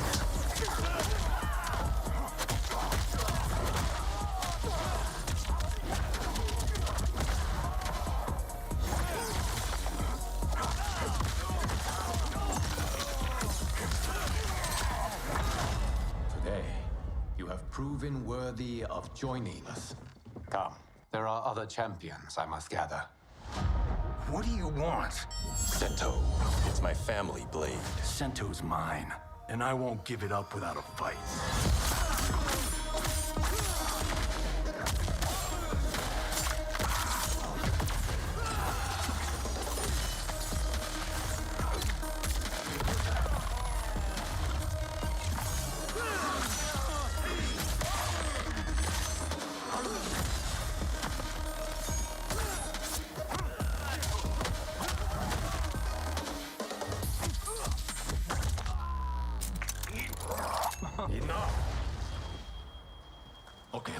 back to one here. Who are you again? Lord Liu Kang, protector of Earthrealm, god of fire.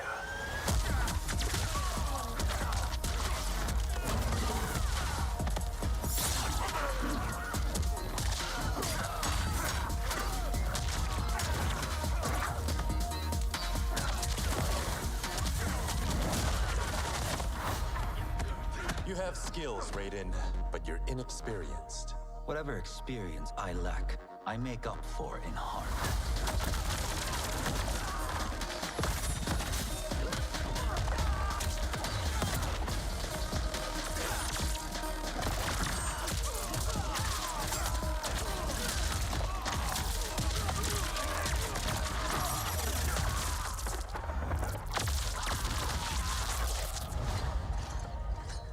If your disease becomes known, you will be banished. I only want what's best for you. Or do you secretly covet my throne?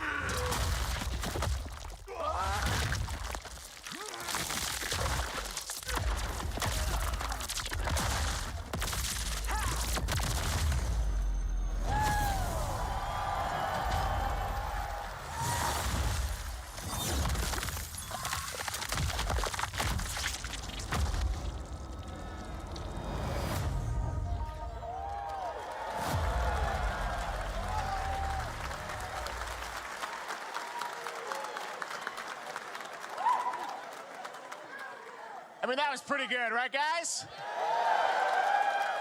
Now, I'm sure you have many questions about what we just saw, and to tell you more, I am so honored to welcome to Summer Game Fest one of our industry's greatest creators, a man who has been loyal to the same franchise and fan base for more than 3 decades. Please join me in welcoming to Summer Game Fest the creator of Mortal Kombat, Ed Boon!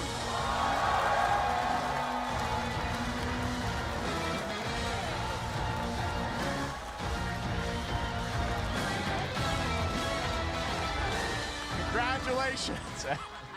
They love you. All right, well, Ed, first of all, thank you for that incredible world premiere. We got to see all of the gameplay of MK1, and everyone just wants to know more about this, because first of all, this is it's MK1, right? It went from 11 to 1, so tell us about this. Is it a new timeline? Yeah. I don't know how many people have seen the ending of Mortal Kombat 11. Liu Kang basically was kind of graduated into, like, you know, a fire god, right? And he created a brand new universe. And this universe, this is why we're calling it Mortal Kombat 1, is because this is the beginning of a new timeline.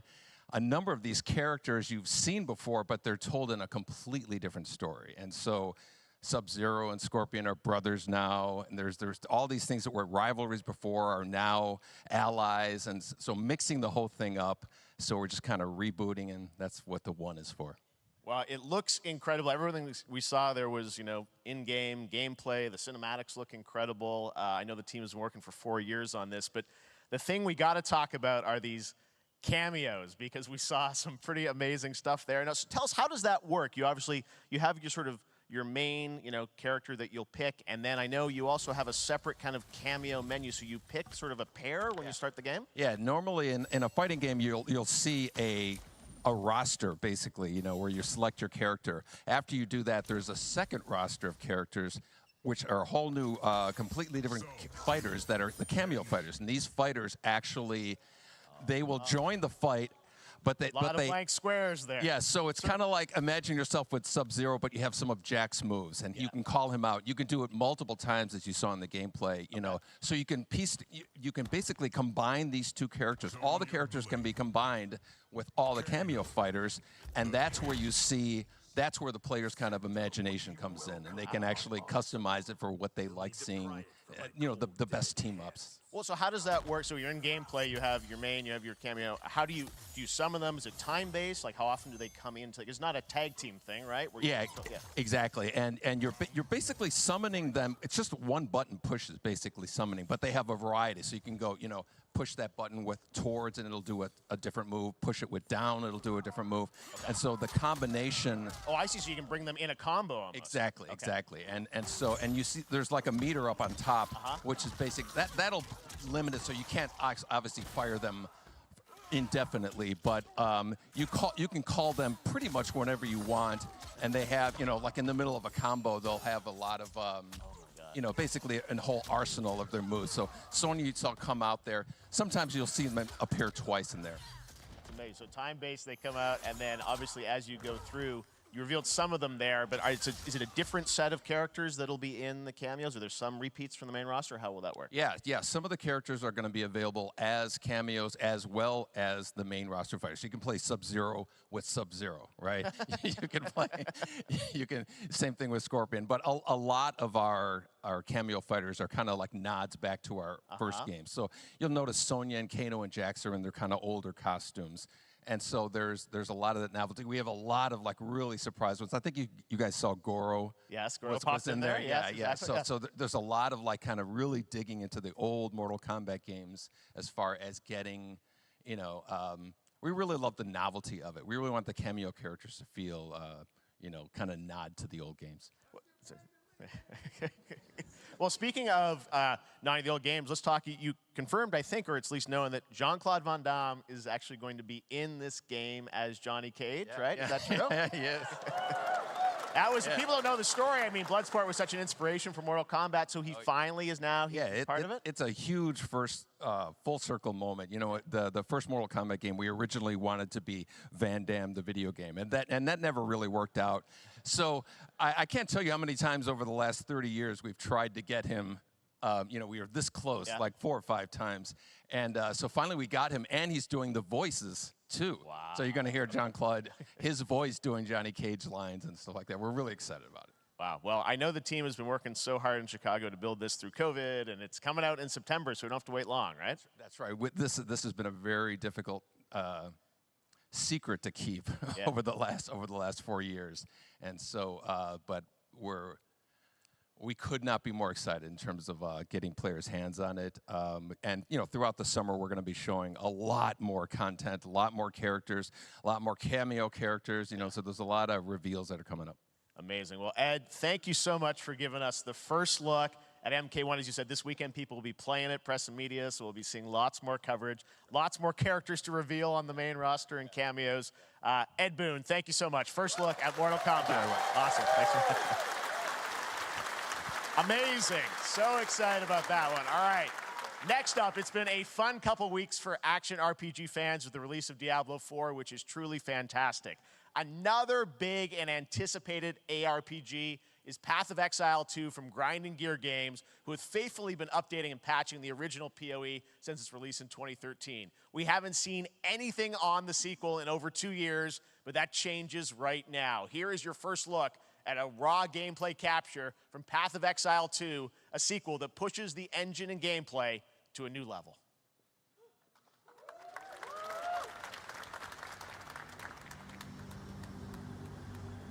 Huh? Where are the guards? Hey you! What's going on?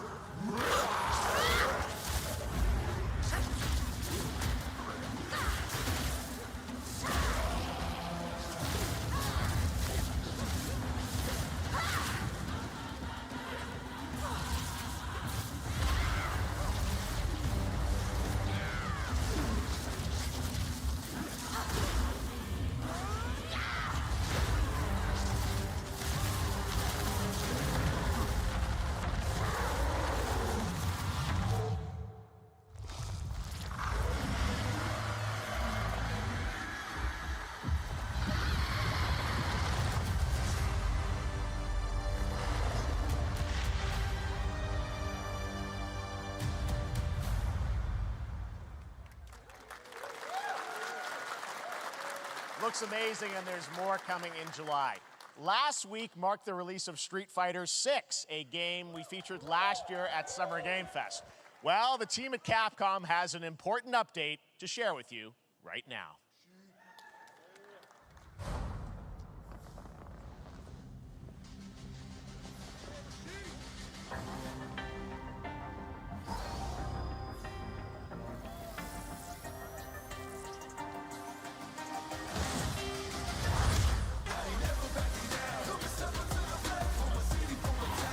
I am the Advanced Artificial Intelligence, Leviathan. Welcome to Bikitoa Island.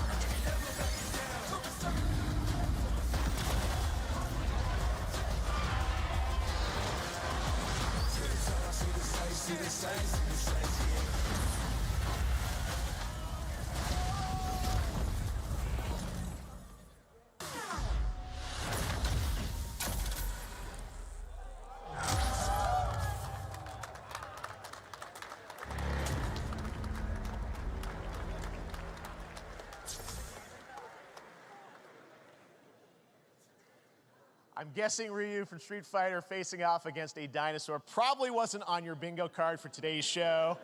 That Street Fighter Cross Exoprimal collab will launch in the fall with the game coming out on July 14th. But guess what, guys? That may actually not be the craziest collaboration on the show today. Check this out. There's nothing more powerful than imagination.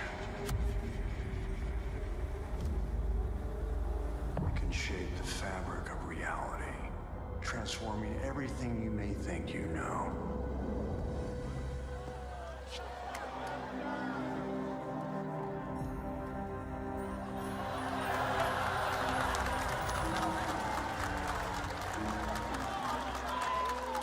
That's right. Nicolas Cage is coming to Dead by Daylight in July. I mean, I don't know how these things happen, but I figured the easiest way to find out is probably to go right to the source. This man's bold creative choices have earned him an Academy Award and a few memes on the internet across more than 4 decades of incredible films. Please join me in welcoming to Summer Game Fest, Nicolas Cage!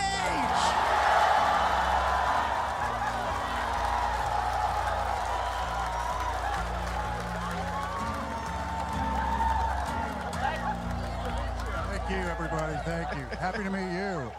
Nick, I gotta say, welcome to the video game world. Oh, wow. Yeah, thank you. I'm so happy to be invited to your very, very cool club, everybody. Finally, I mean, I gotta say, this is such a crazy, unexpected collaboration. I gotta understand, how did this come about? I mean, some people be like, oh, maybe he'll show up in Fortnite. Maybe he'll be in a Hideo Kojima game. But Dead by Daylight, I mean, how does this happen? Well, it's a museum of horror, right? Yes. And when I make movies, one of my favorite genres is horror. And in this, and in that genre, there's a character, a murderous ghost named Sadako, who I think is amazing. And she made an appearance in this game, so that was good enough for me. Okay. That's what, yeah, I mean, that's what's fun is you're playing one of the survivors in this game, and it's cool that, you know, it really is this museum of horror. Michael Myers, you said all these different characters all coming together. And you play yourself, or who do you play? So I play this heightened, exaggerated version of a film actor named Nick Cage. And he's going to a location thinking he's making a movie, and instead he wakes up in the fog. And in the fog, he's surrounded by crows and serial killers, and it's rather amusing. And there's something about it that I think, as a survivor, is like a bonding experience. It's a bit like hide and go seek. You have your 3 other teammates who are survivors with you, and it's teamwork. You're working together to pull through, and I like that. And so that was a large reason for wanting to do it as well, that feeling of bonding with your friends. And you're fully in for this. I know we heard your voice in there, so you recorded lines for it and everything? See, I want you to know when you're playing the Nick Cage survivor, I even have, when you're choosing your skins, I even say, always remember to dress to match your talent. I want you to know that you're with me, that we're one, that we're fused. And so it was important to me that everything I do, everything I say, from the scream to the grunt, down to the most minimal, exasperated expression of a sigh, whatever it is, it's my voice, so that we are fused. All right. Fully method, Nick Cage. I love it. I mean, this is so fun. This game, as you said, is such an awesome kind of, collaboration with so many different characters.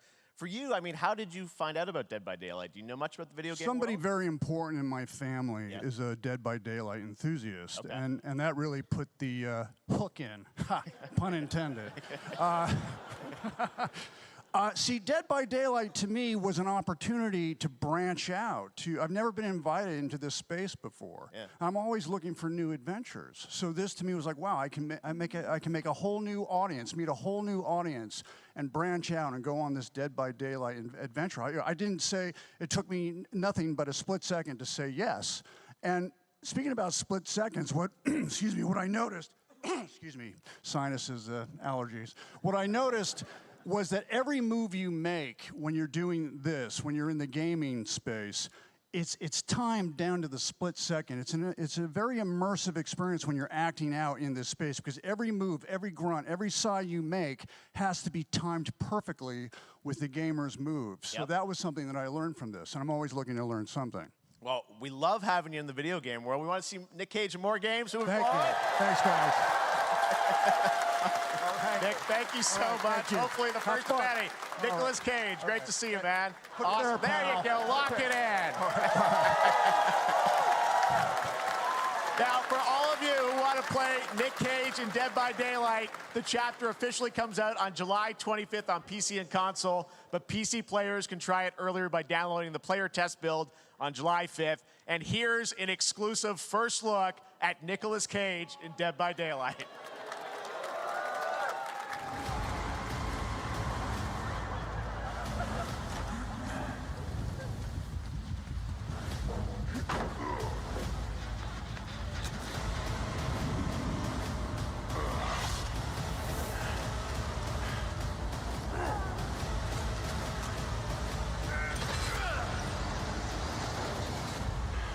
Damn right I made it.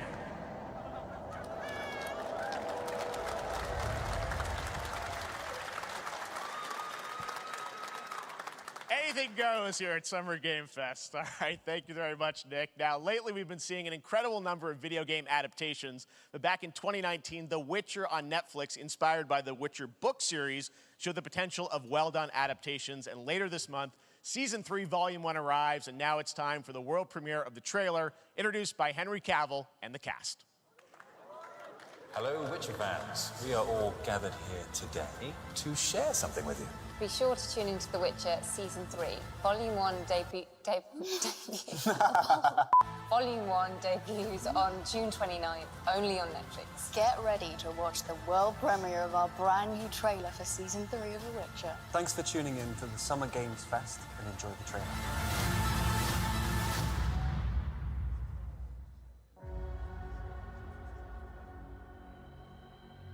Neutrality. It won't get you a statue.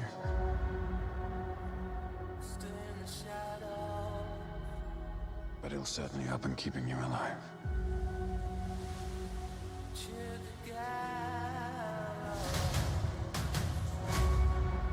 I won't abandon Ciri. Neutrality has consequences too.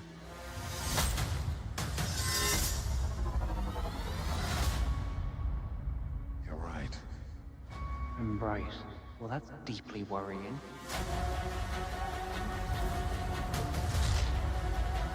Everything that's happening, it's all connected. And she's at the center of it.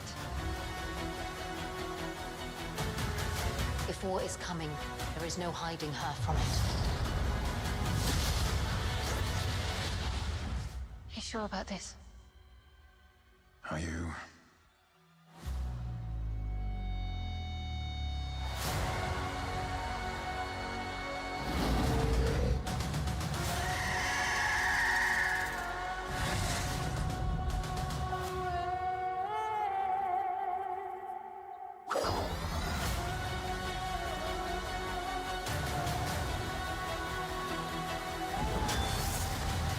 History has a way of repeating itself.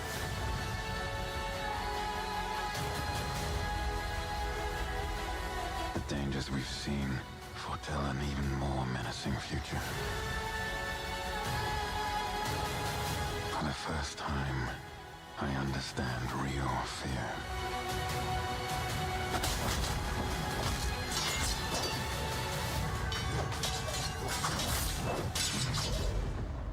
We're witches. Is that so?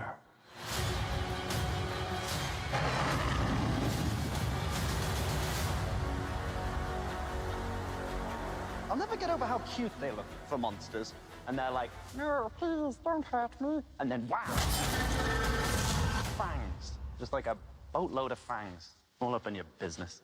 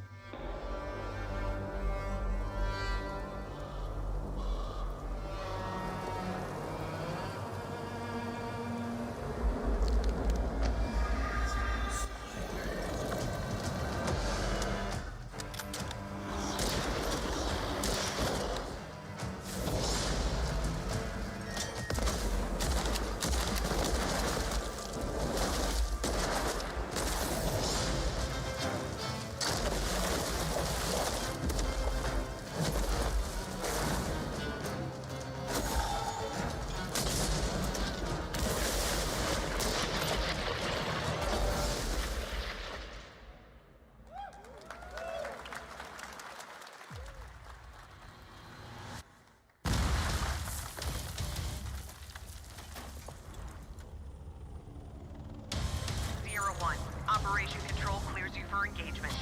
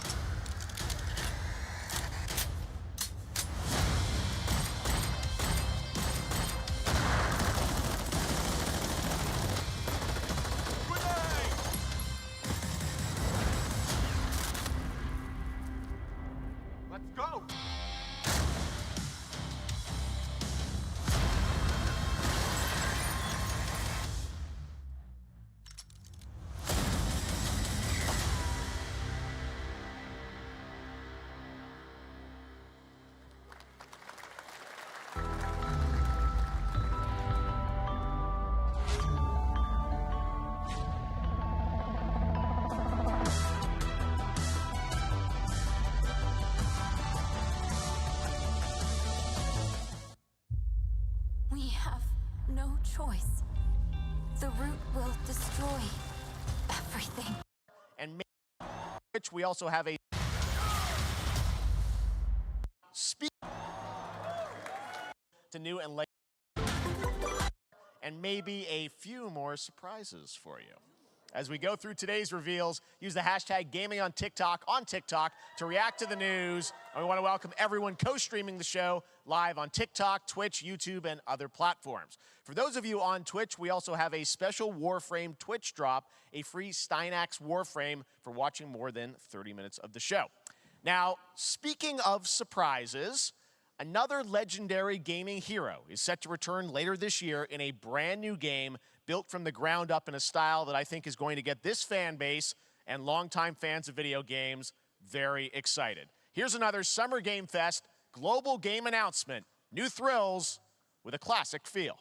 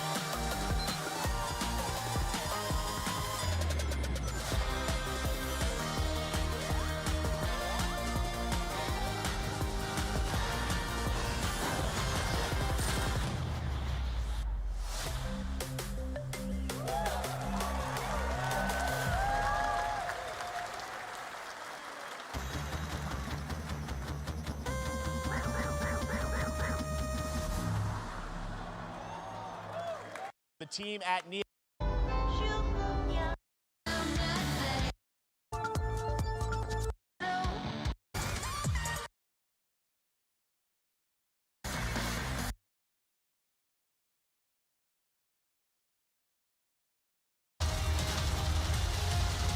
Speaking of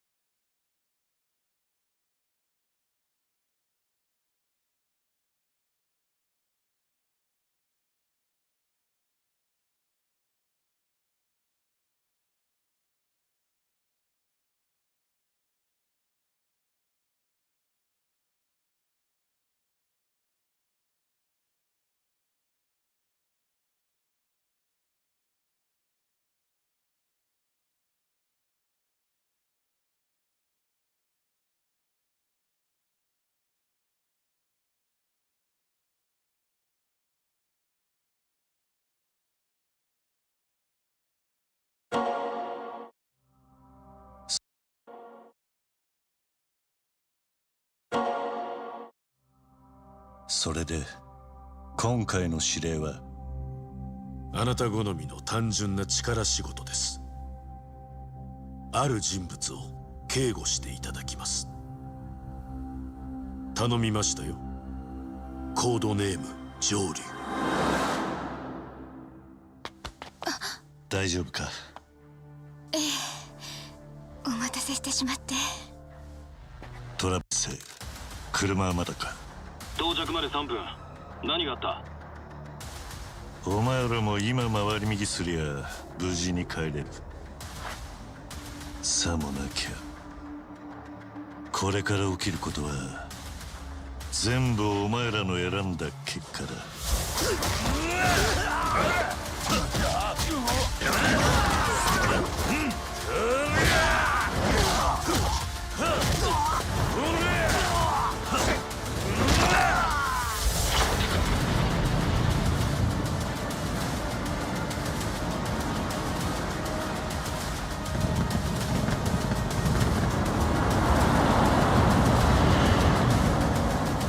お前の名は？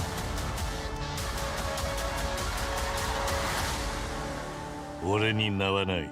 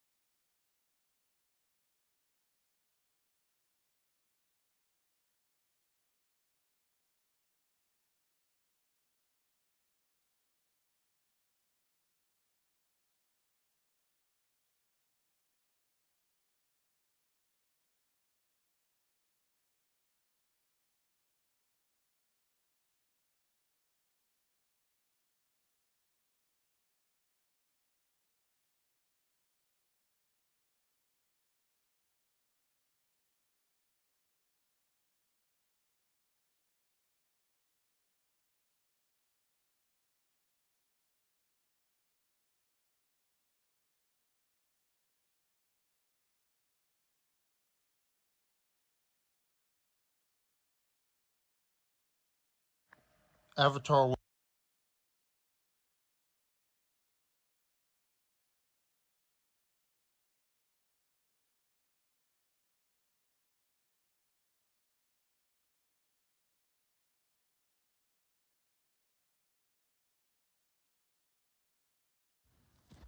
All right, PR PhD here. And this is Mudita Heart here after a long hiatus. After you watched the Hobbit movies and Lord of the Rings and now Avatar 2, you've accumulated 5,000 hours of movie watching in 1 week. Yeah. This was it's a fun week for me.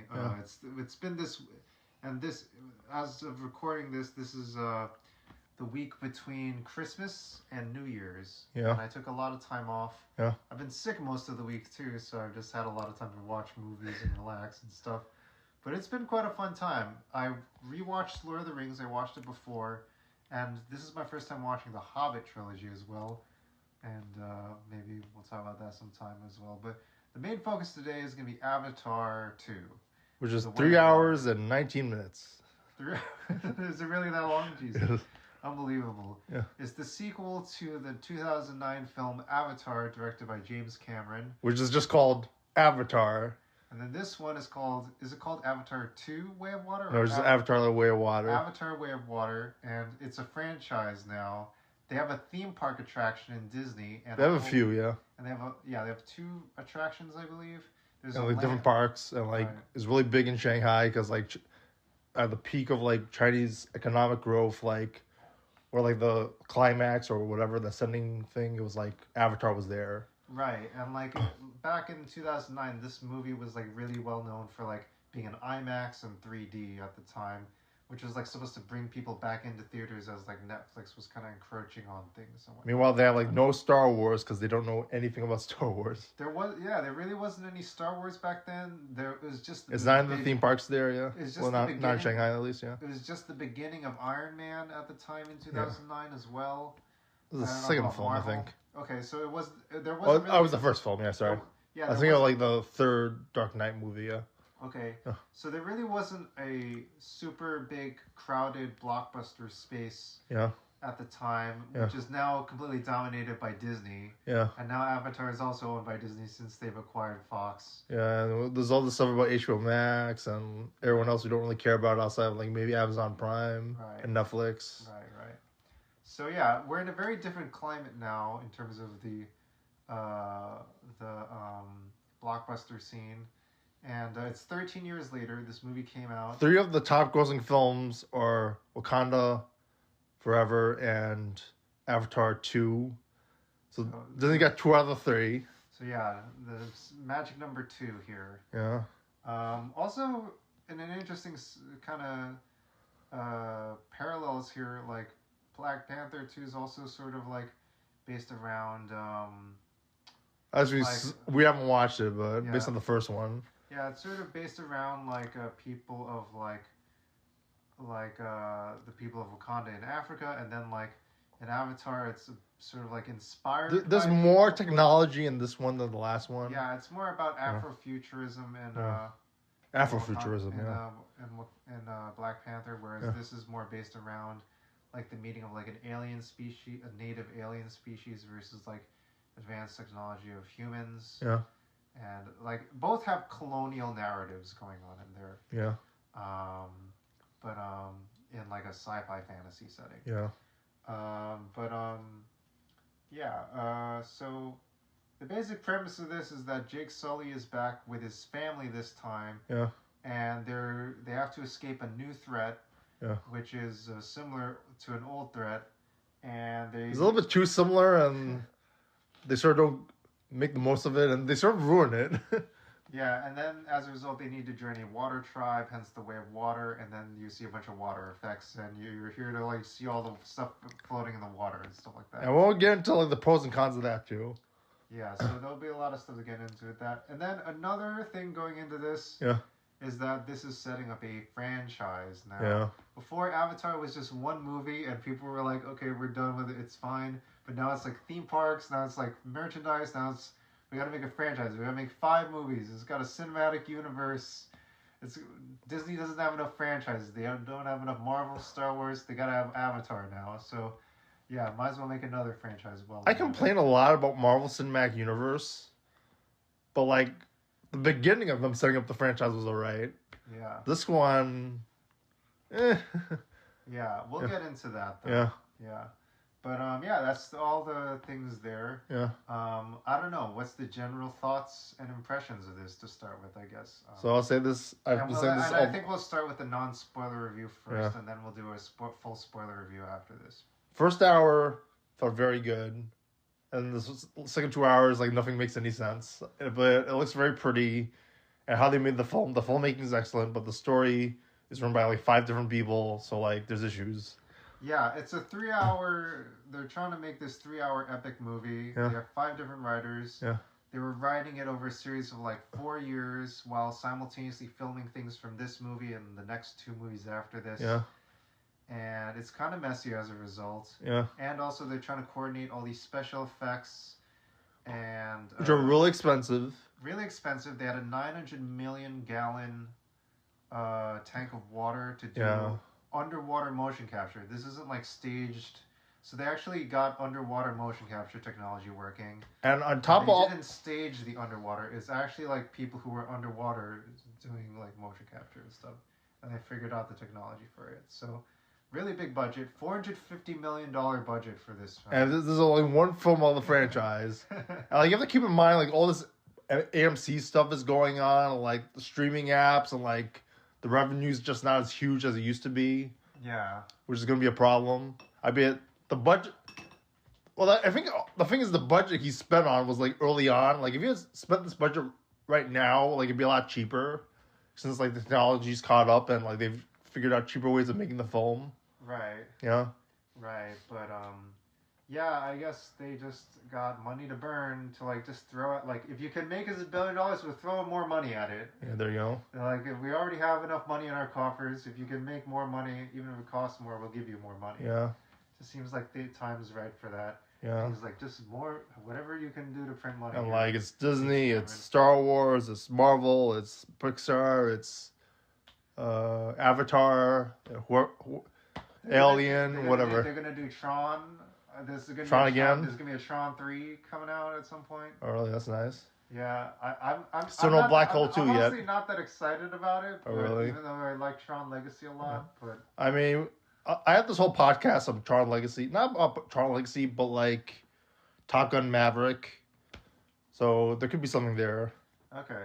Yeah. But yeah, it's the same director. Yeah. Top Gun Maverick, same director as Tron Legacy. Yeah. So this movie, yeah, I also feel like it does like live up to like this. I feel like when most people are gonna be going into watching this, they want a big blockbuster movie. Yeah. They want a spectacle. Yeah. Avatar: Way of Water. You want cat people. You want an ocean and beautiful marine life. And you also want epic battles, and like that's pretty much what you get here. The story itself, I feel like, is a little so-so. But you know, I feel like most people are gonna be okay with that. But I think for the purposes of like being a blockbuster movie that people will want to watch at the end of a very long year, and it's not Star Wars, it's not Marvel. It's not Star Wars. It's not Marvel. It's more. It's pseudo diversification. It's more Avatar. It's definitely more Avatar. You definitely get more of what you. It's a sequel to Avatar, which works. It gets you thinking back into the mindset of like, oh yeah, this was a movie I watched 13 years ago. Yeah. While also being like, oh, like there's gonna be more movies after this. Okay, sure. It's not a so like Top Gun Maverick. It's a success, unlike the Independence Day sequel. Yeah, so it's got to do a lot of things at once. It's got to both be a big blockbuster. It's also got to be a sequel to one of the world's biggest blockbuster. Yeah. And it's also got to set up a franchise that's going to make, like, they already earmarked a budget of like $1 billion to make these sequels after this movie. Oh, really? So I think they're expecting this whole franchise to make like $5 billion or something, box office. So, so they're really banking on this to be really big. So, you know, it seems like if they're willing to throw money at it, like Yeah. So it's got a lot to live up to, and maybe as a result they have to like shave a lot of edges off, and maybe so many edges that like you basically, you know, it's like so. Even though it's like at the same time, even though there's edges shaved off, it's like still got to be 3 hours and feel like an epic movie or whatever. Yeah. For like a general audience or whatever. Yeah. So yeah, I don't know. Yeah. But yeah. Also, what happens in the movie? We didn't even talk about that. Yeah, let's get to the spoilers, right? So like just a little bit, just like the base premise even. Like so, it's Jake Sully and his family. It's his wife from the first movie. It's 2 biological children. And 3? 2. Oh yeah, it's like 3 biological. Wait, is it 2 sons and 2 daughters or something? There's 2 sons, 2 daughters, and an adopted boy, who's like human. Yeah. Who's like not owned by anyone. And, Related. Yeah, and then there's an adopted daughter. I'm losing track of the numbers here. Oh, yeah. So there's 2 biological children, 1 adopted daughter who got born from Sigourney Weaver's Avatar character from the first movie. I forgot about that, yeah.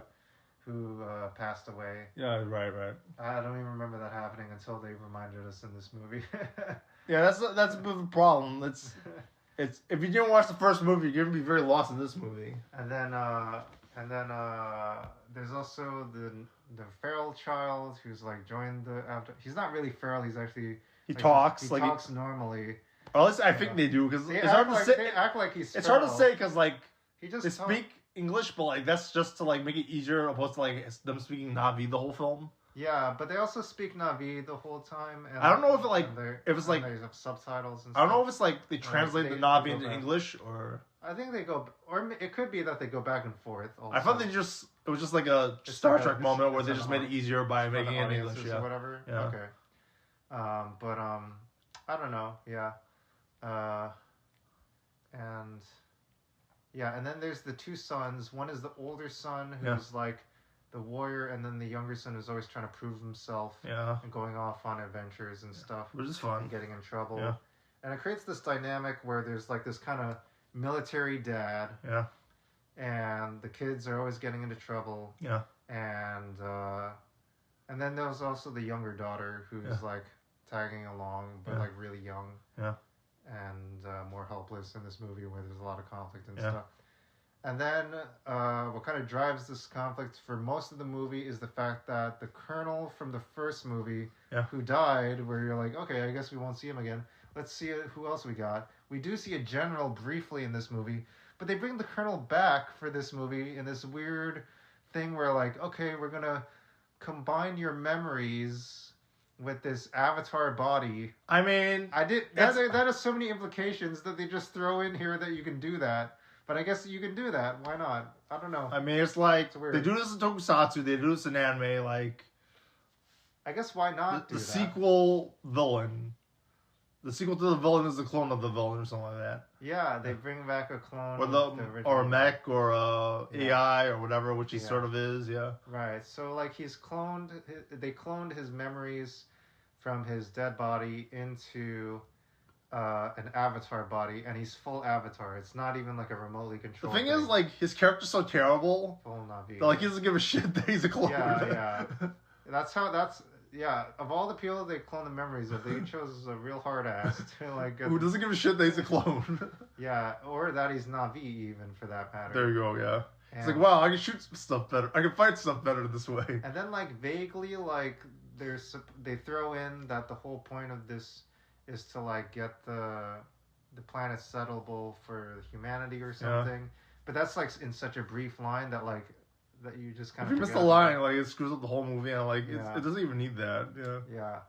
But and then later on it becomes about other things. But anyway, this drives a lot of the action. Jake Sully's family is chased away because they find out that like he's gonna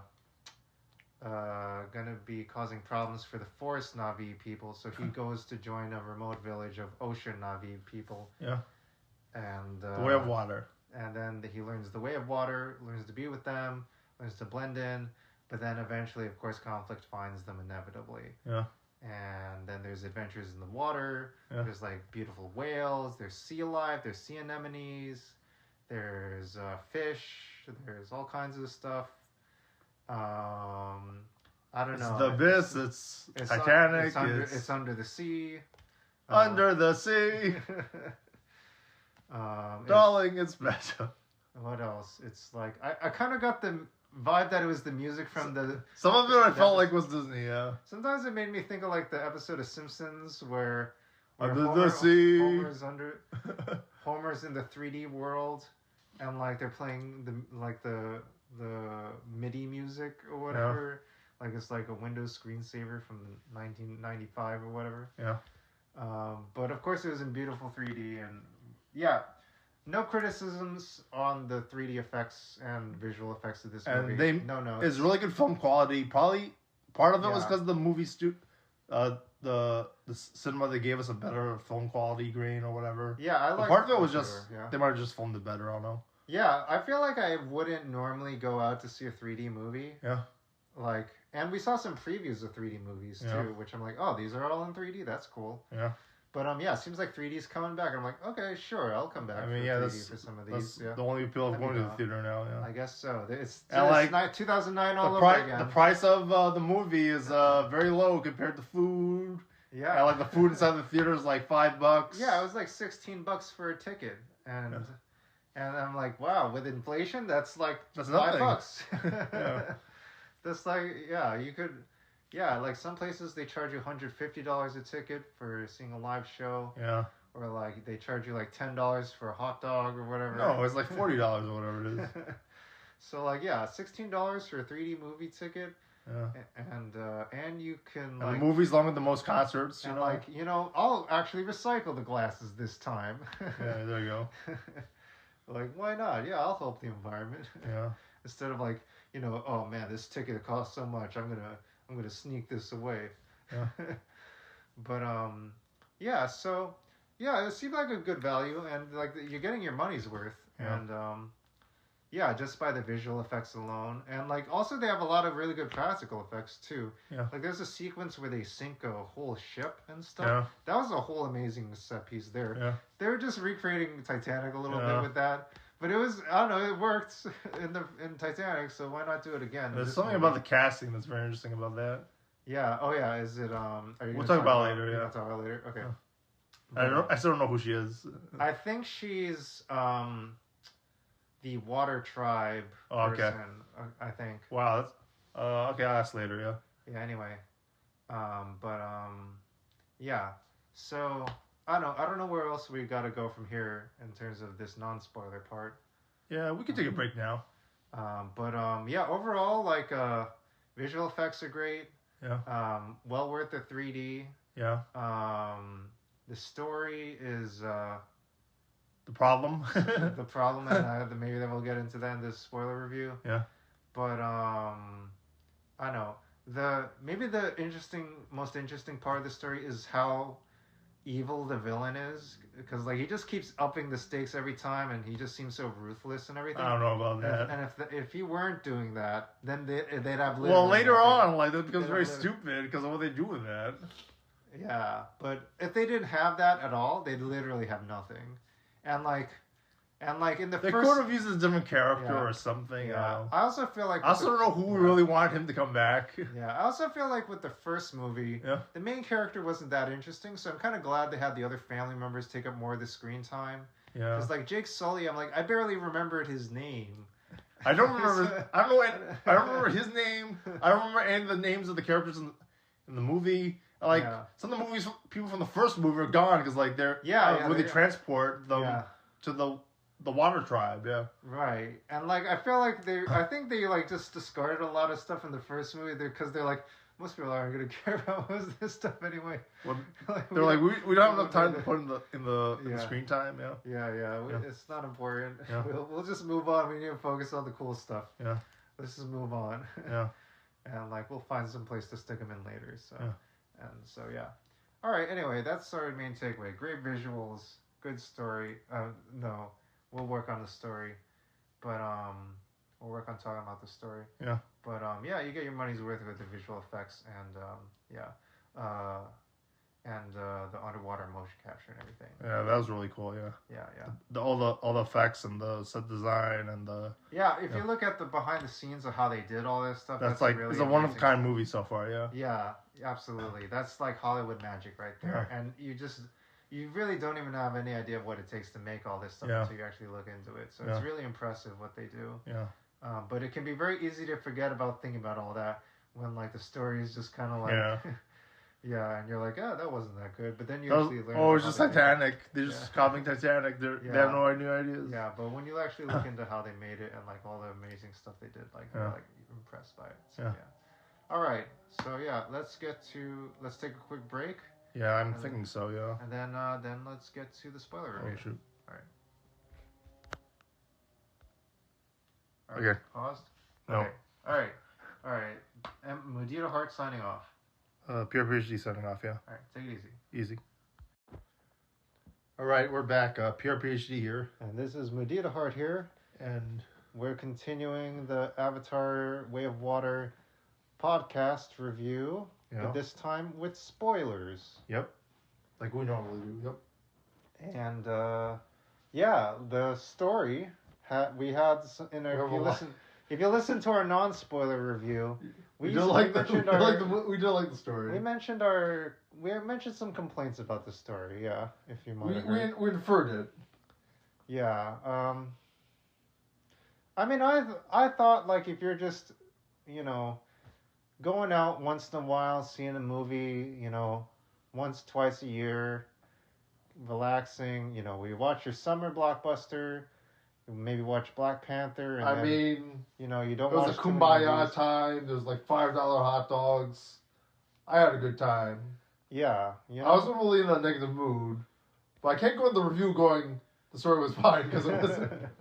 That would be very dishonest of me. Yeah. And very boring. Albeit the hot dogs were very entertaining.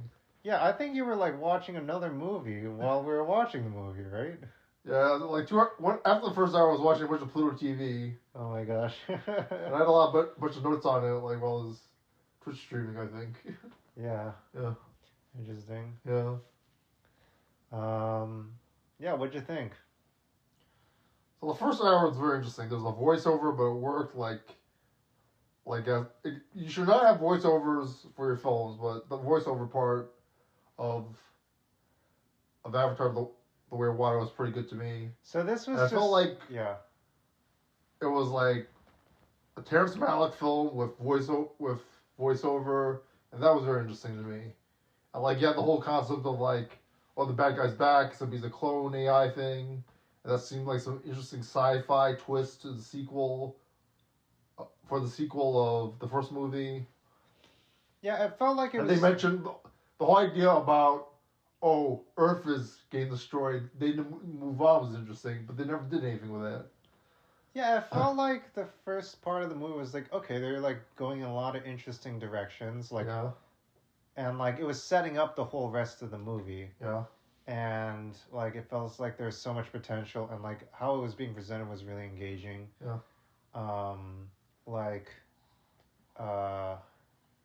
It's introducing his family, it's introducing the villain, it's introducing the villain having new powers and stuff, and the new capabilities. It's also escalating things further with Jake Sully's crew, and that they're escalating their assaults on different trains and stuff, and there's a big action sequence there too, and how the Na'vi were getting more aggressive about getting armaments and stuff. Yeah. While also introducing the conflict of how his kids were more militaristic, more trying to follow in their dad's. Yeah, I was wondering if they would go the direction of maybe Jake Sully's the bad guy because he just got lost in this war against the Sky People or whatever. I don't think they were gonna go in that direction. I think it was possible, but they didn't end up doing it. Yeah. Yeah. I mean, it's $450 million on the line. I don't think they're gonna make the protagonist They want to make the protagonist I don't know how many people care about the protagonist of the first film to care. He's supposed to be Sam Witwicky in Transformers, Evil Shia LaBeouf. You saying evil Shia LaBeouf would be an interesting plot twist? You wouldn't want evil Shia LaBeouf. Well, but evil Mark Wahlberg, that would work, right? Evil Mark Wahlberg. Did they do that in Transformers? I don't know. I didn't watch Age I guess of Extinction. I guess I didn't watch that. Yeah. I got annoyed, and this is a tangent, but I got annoyed about like the beginning of it because like, it was, for some reason there was like this director guy in the beginning. He's like, "Oh, people don't understand the original trilogy, man.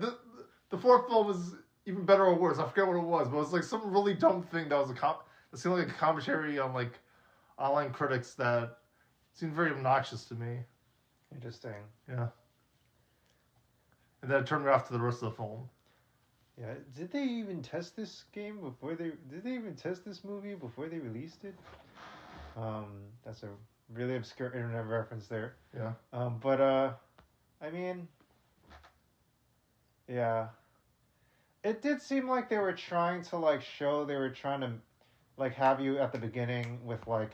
We're gonna do things pretty different in this movie. We're gonna have a different setup.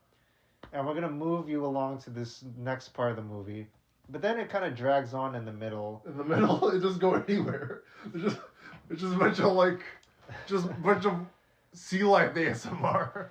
Yeah, it's like you just go on like YouTube, like Sea Life Ambience channel, and it's like do do do do do do do do, and like you're seeing all the fish swimming.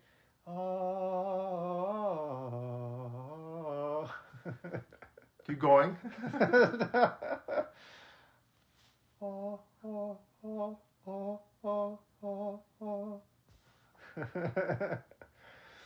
But it has like the Disney music when they do Fantasmic or something. I don't know. Yeah. So. Yeah, and also I think even Dad was saying stuff about how like this is like a kids movie. He's looking at his phone. Oh, he was. Yeah. You're just sitting next to him.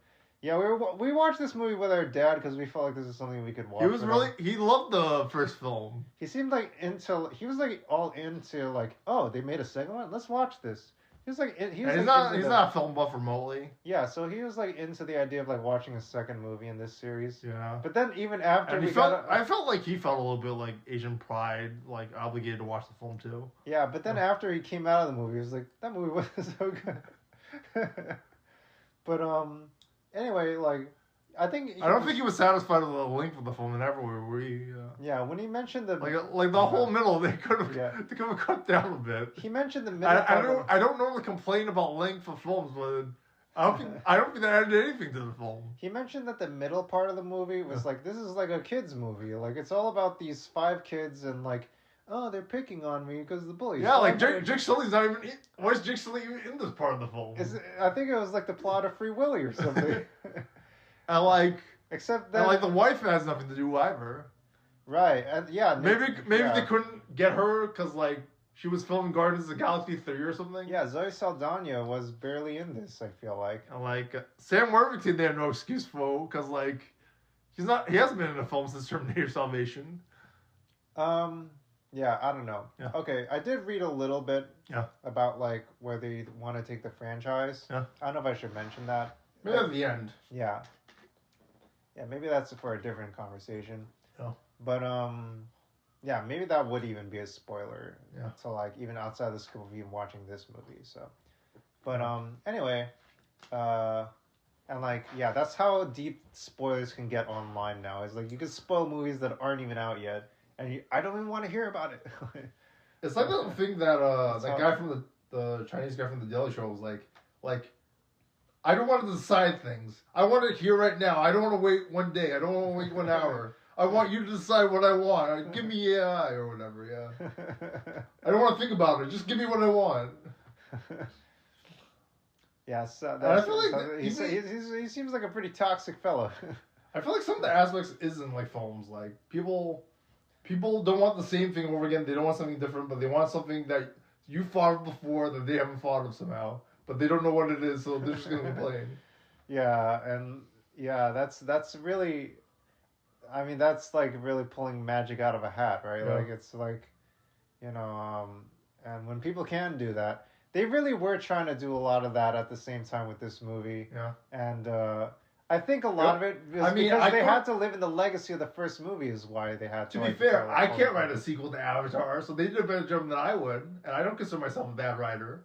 Yeah, so they had to like do a lot of stuff where like they had to like, yeah, they had to balance a lot of things where they have to like be like still following the same elements of the first movie. Yeah. So people who like the first movie would like this one. That's probably why they brought the Colonel back, because like they're like, oh, it's that guy. Yeah. And the first movie did well. If he's in this film and that film, then the other film got to do well. Right, and then they got to also like make this movie kind of interesting on its own, so to have its own new elements. Yeah. With like the water stuff. The children. Right. The character dynamic, the family dynamic, which is interesting. Right, and like the new elements they introduced with that. And the spider. Right, and wow, there's another tribe on Pandora. New tribe. And then the fact that there are other tribes on Pandora is a whole nother concept. And then also they got to set up the fact that you can feel like they have a lot of room to explore sequels for this movie series as well. Not only is there a water tribe, but there's like 1,000 water tribes on that. There's like a lot of water tribes in the water tribe too. Yeah. So yeah.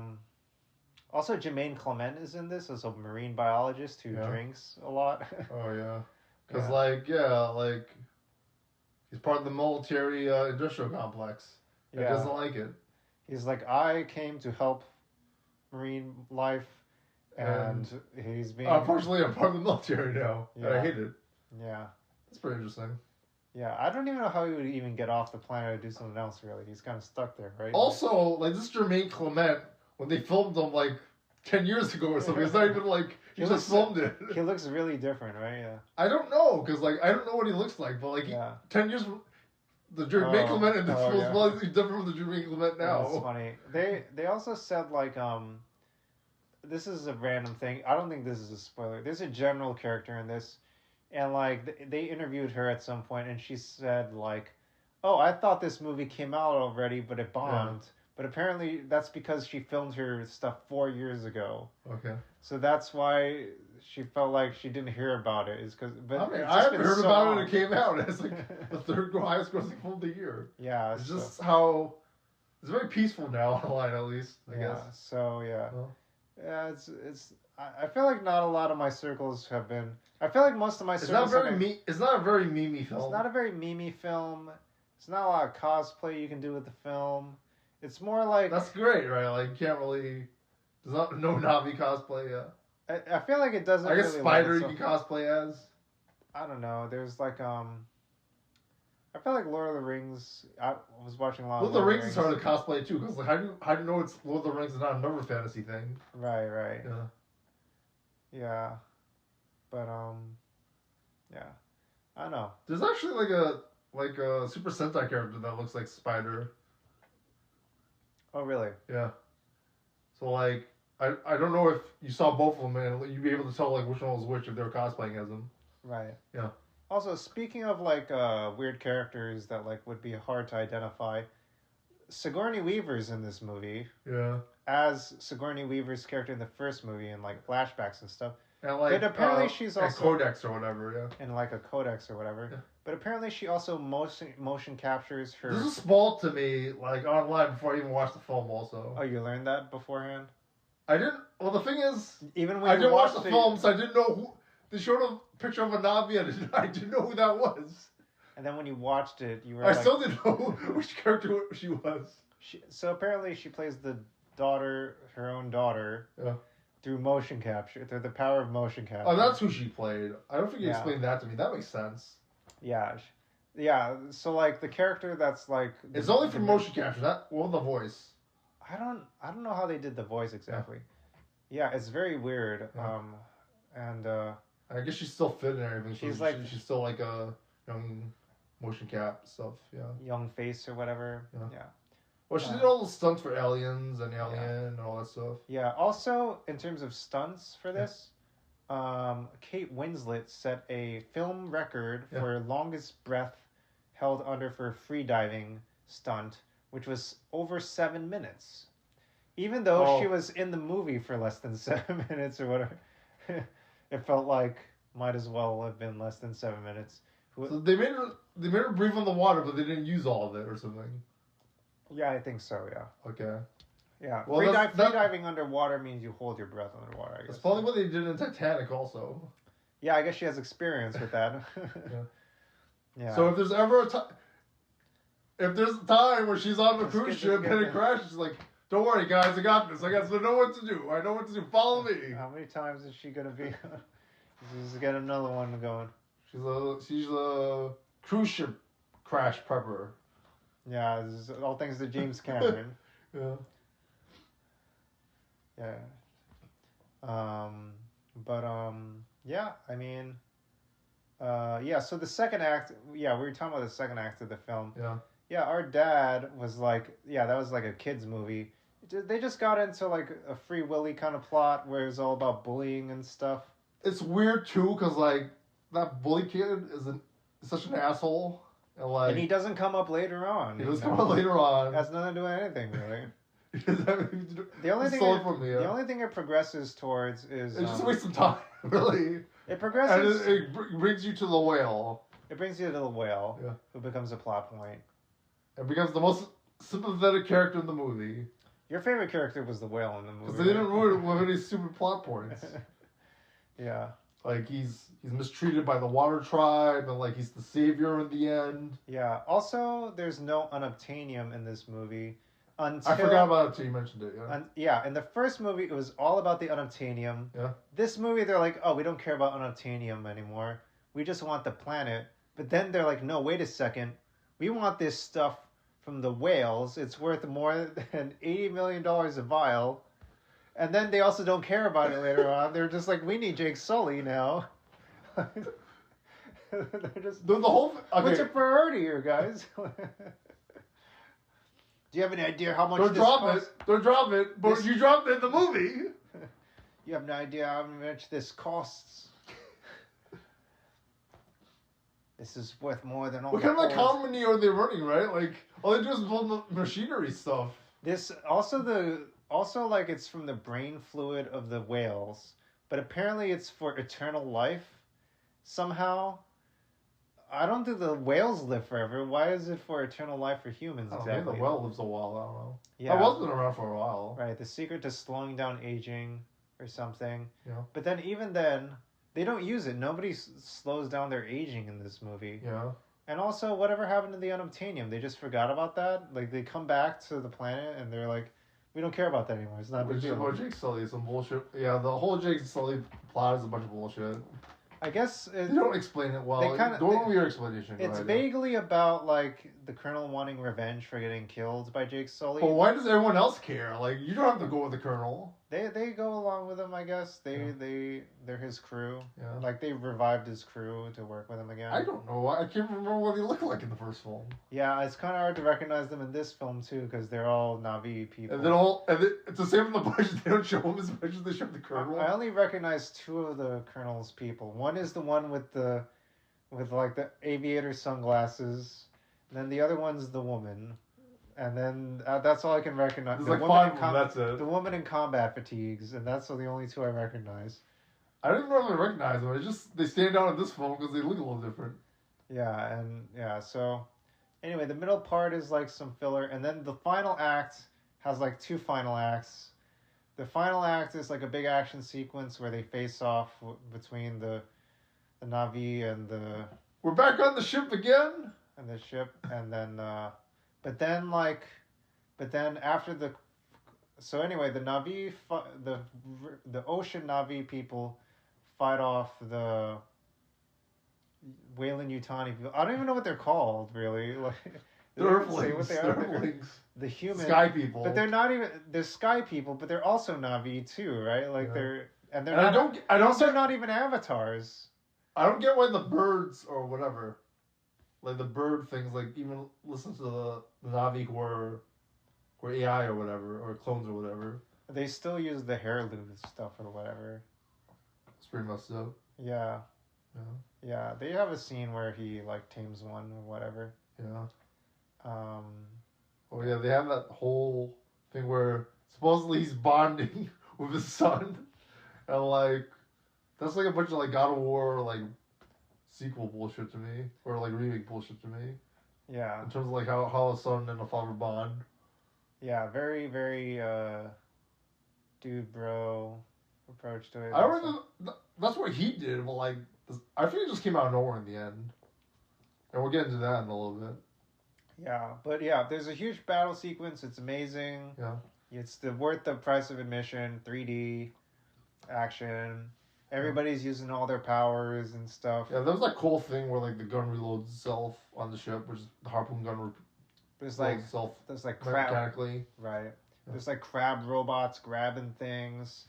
There's like they were emphasized a lot more in the first film than this film. They're like not a big thing. There's like a whale destroying a cruise ship. There's like the whale was badass, man. There's like the Na'vi people diving underwater, jumping above it, diving, jumping, biting people off boats, off like I don't even know what to call those boats. Like those boats that like bounce. Boats, I guess. Yeah. Like they're not speedboats, I guess. Yeah. Yeah. Like night. I'm picturing like a night boat from Simpsons. Like they don't talk, right? What? The Avatar 2 night boats. That'd be perfect. Then they Colonel, we have to disobey that order, sir. Yeah. Also, they kind of introduced like a lieutenant to the colonel in this movie, like who's the Australian guy, and he's like sort of this secondary villain in this movie. And then the lady, like, you forget about her after a while. The general is just introduced, and I'm like, oh, this is cool. Like, she's going to be this whole new villain, and they just drop her completely. I'm like, wait, what happened to her? Like, totally forgot about her. Yeah. Yeah, I do feel like there's a lot of things that, like, okay, I guess these are all things that could be part of a sequel. Yeah. But I'm like, okay, better payoff, but I don't know. You got to give me a little more or something here. Yeah. But yeah, they were really trying to pack it in with the action sequences. Another problem with this like Avatar thing is that it's not part of an existing franchise. Yeah. So you can't be like. Actually, how you could have done that was like at the end of this film, like show that like is the Colonel in a Na'vi form revived. That would have been like the whole cinematic universe cameo moment that you could have done from MCU.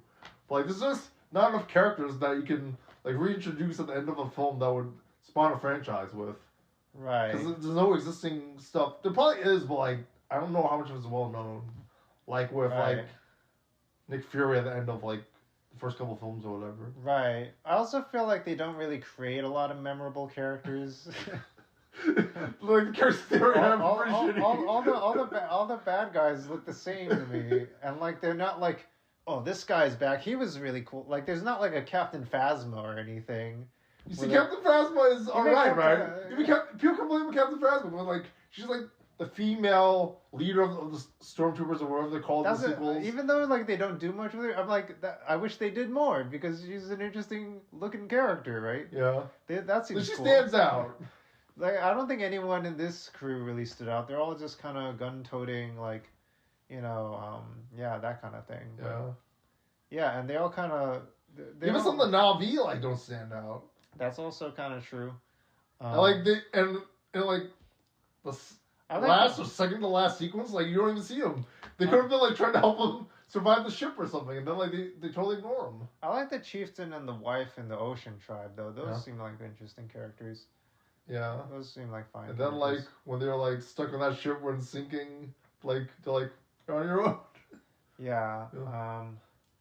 Well, yeah, that leads to, like, the final act, which is, like, a sinking ship. Yeah. It's like you could tell they had, like, some kind of practical ship they had built. I mean, I guess kind of studio that they actually it's pretty obvious, yeah. So it's pretty amazing what they did for that. I guess, like, all the combination of, like, all the underwater motion capture and then also like these practical effects of like a sinking ship, they did all this really amazing work for this movie. So. If the water tribe guy did something, that would have been a lot more boring than them just like trying to survive a sinking ship. Yeah, so that was pretty cool. Yeah, but also they don't explain away some. They also don't give any explanation as to like why there isn't any interference. At that point, they're just like, "Oh yeah, they're stuck on this ship now." But like, where is everybody else during all this? Also, yeah, like happening. The water Na'vi can breathe underwater, so like they'd be very useful in that situation where they have to hold their breath in that ship. So sinking. They actually can't breathe underwater. They're just really good free divers. They can. But they'd be very helpful in that situation. Yeah, they can be really, really helpful. Yeah. Also, they just straight up introduced this like butterfly backpack thing that lets you breathe underwater. Why don't they just carry that around everywhere they go? They should just have that at all times. Then you wouldn't need to deal with like Magical Fairy Girl. And then only Magical Fairy Girl. That's also the Magical Fairy Girl is played by Sigourney Weaver. Yeah. Her name is Kitty. Yeah. Kitty, kind of like Kitty, but Kitty. That character is also basically the same name as the character from Dark Crystal, Kira, who also is like a magical fairy girl who has like magical fairy wings. Yeah. And like communicates with the earth and stuff. Very, very similar kind of character. Right. Kind of trope there. Basically the same name as well. Of course I can swim. I'm a girl. Yeah, there you go. Yeah. Yeah. And like, yeah, they just give her the magical ability to talk to all life on Pandora and the water and stuff. And then the kids, hey, you're like some kind of a freak or something. And then like, hey, back off of her, buddy. And like, I don't understand why I'm different, Dad. This is literally the story. And like, hey, you're not different. Come, tell me about it. Like, this is terrible storytelling. I don't know. It's a bunch of kids like bullying each other and like.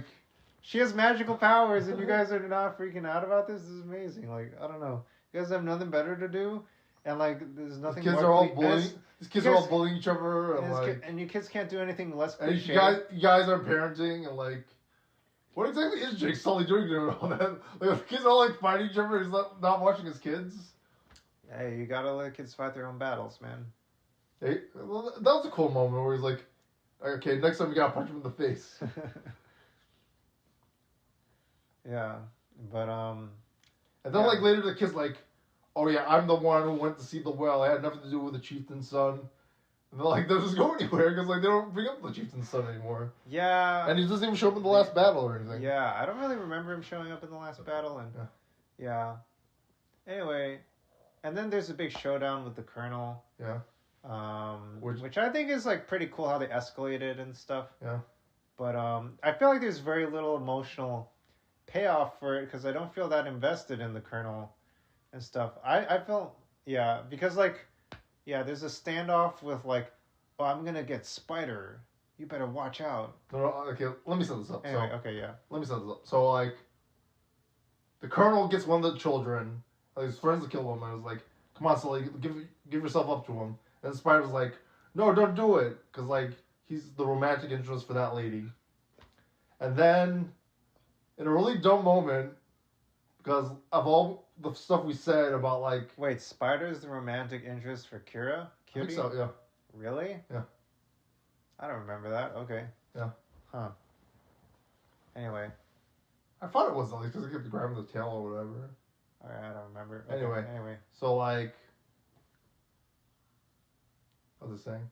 So like, yeah, like, the Zoe Saldana character shows up and was like,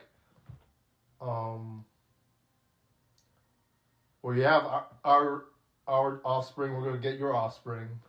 Yeah. Which makes no sense because like, he doesn't show. First off, like he doesn't show any emotion for Spider when they're like in all those scenes together. And second off, like, do you want him to show emotions for Spider in the film? Because like, wouldn't that go against like the whole thing you're advertising with this character to begin with? That's supposedly appealing that he's like this badass evil character. I mean, it's like if he doesn't have any weaknesses like that, he'd literally have no kryptonite or whatever. Basically, like this is his one weak point. I mean, in the whole he has movie. some weaknesses, like he can't speak Na'vi well or something. His weaknesses might be his kneecaps or something. Like, I don't know. Kneecaps? Do you have any weaknesses? My kneecaps. I don't know. Yeah, it can't be his hair because he has a crew cut. Yeah, I don't know. Like, yeah, it's got to be his only he has no relations with anybody in the.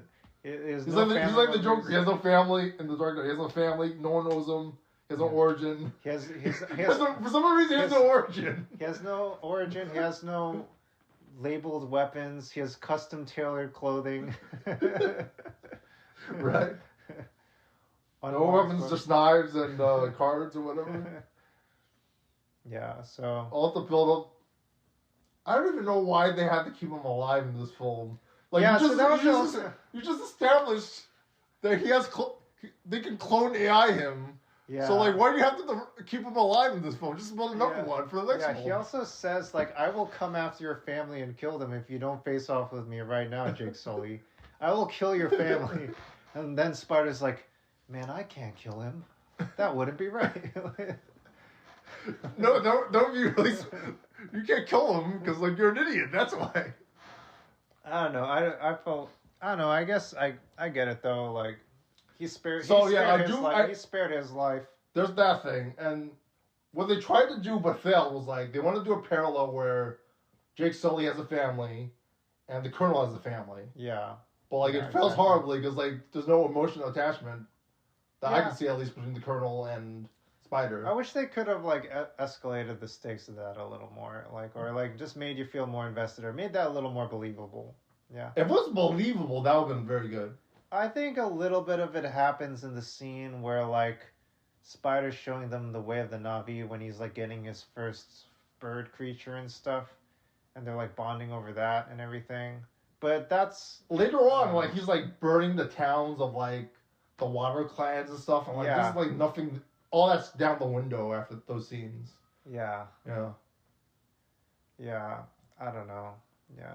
So, I mean, this guy's like a ruthless killer. Like, I don't know. He's really not. It's not like you watch Halloween and then when you go to Mike Myers, you're like, "Well, I gotta keep you alive. I'm your son."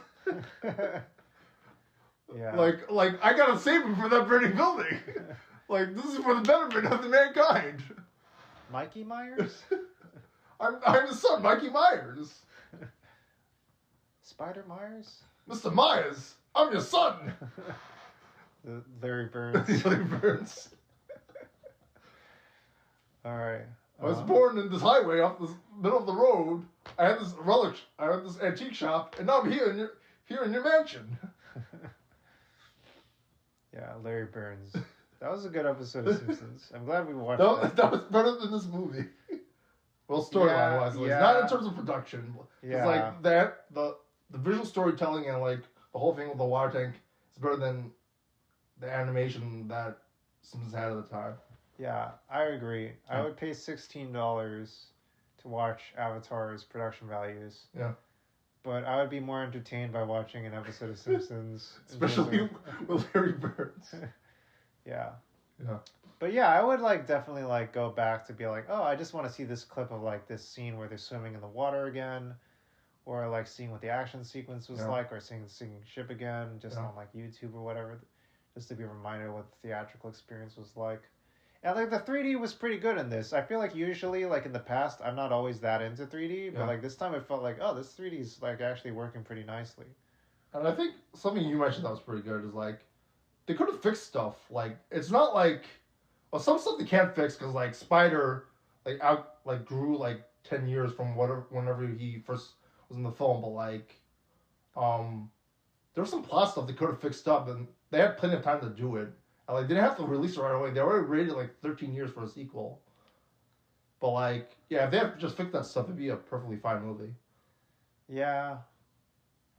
I mean, I don't know. The budget was probably growing enough as. I mean, there's probably someone who's like, no, you just gotta release it. We gotta make some money, cover losses. just get it out there. We gotta hit that date. I mean, yeah, like we heard about like Christopher Nolan, right, and like Oppenheimer, and like he makes a whole nuclear explosion or whatever it is that we heard about. They don't say what it. Okay, this is another movie that we saw a preview for, Oppenheimer. So they don't say if they made a nuclear explosion, but they said they had a practical effect for a nuclear explosion. Oh, wait, so is it... Maybe it's like a miniature and then they like green screen or something? It could have been a miniature or something. Okay, they didn't make that clear in the articles I was reading was the thing. Yeah, they left it a little ambiguous. The article I read said that the marketing people left it ambiguous as well.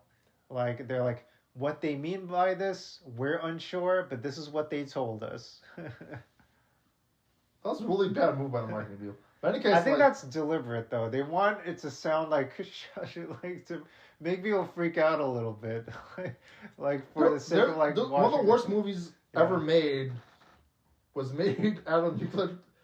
I forget if it was a nuclear plant or like a nuclear test site, but like it was made there, and oh my gosh, it was horrible. That's why Oh, it's one of like the worst it- films of all time. Oh, you mean like a lot of the crew got sick and stuff? Yeah. I heard about that. Yeah, Yeah.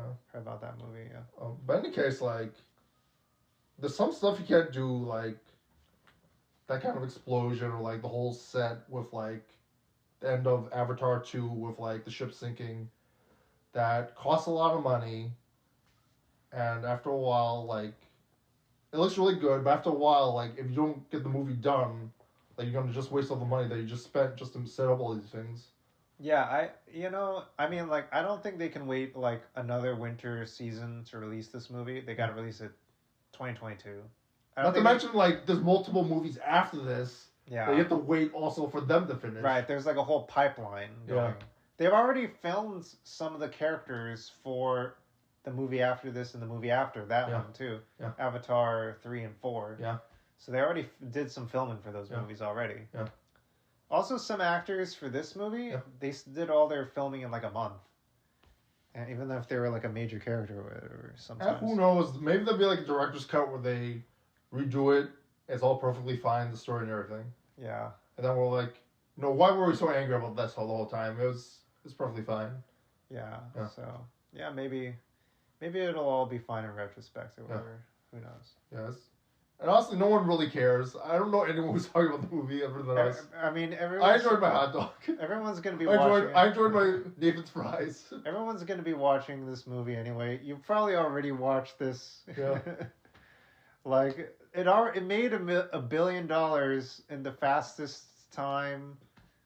For like I don't know, like It's in the one of the fastest 2020s times, less than 2 weeks. Also, it's the 2020s. We have other stuff we need to worry about, man. Yeah, that's what a lot of this comes down to, right? Yeah. Yeah. I get my hot dog for $5. Hey, there's inflation, but whatever. I'm Yeah, not like, a hot yeah. dog. Nathan's hot dog. Yeah. All right, that's a pretty good way to end a review. I'm hungry. Yeah, I'm hungry. Let's get a Nathan's hot dog and Nathan's French fries. Yeah. All right. See ya. All right, take care. We need a hard out. Pure PhD out. Peace. Peace.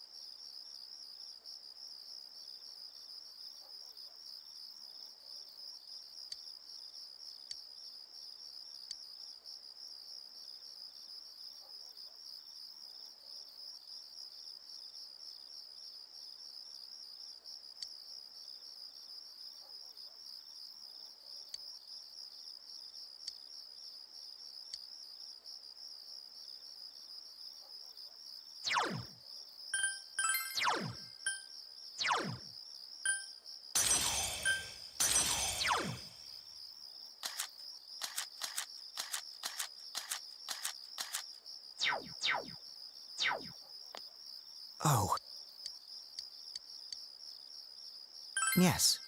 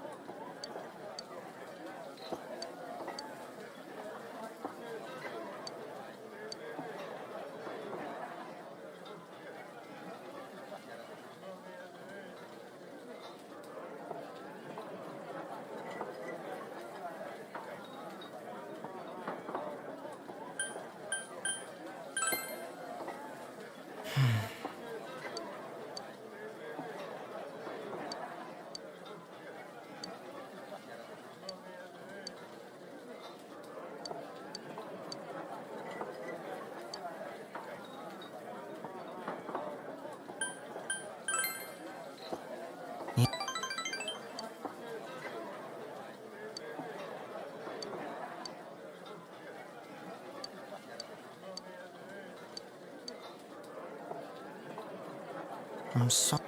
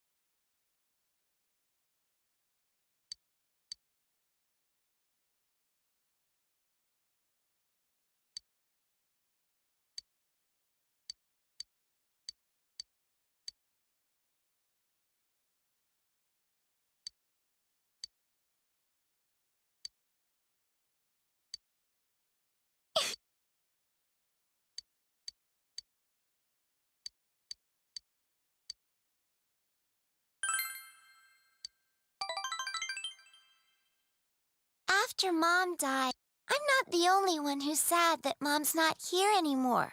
Dad, he was lonely too. I'm sorry, Dad.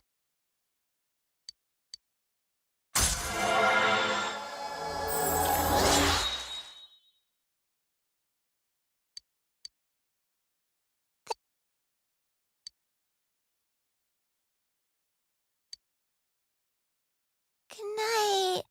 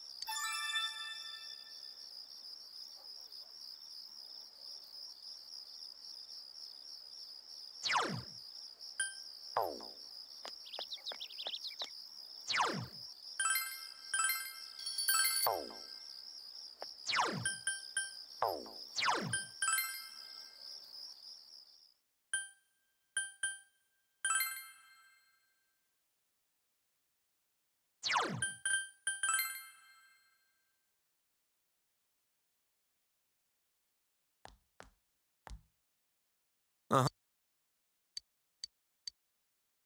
Oh.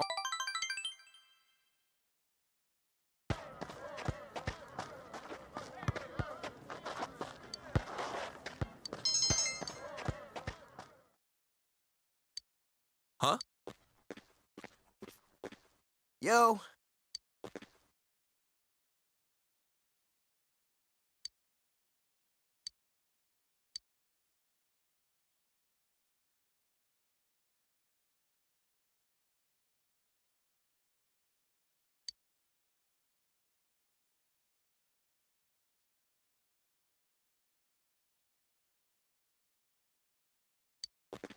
What?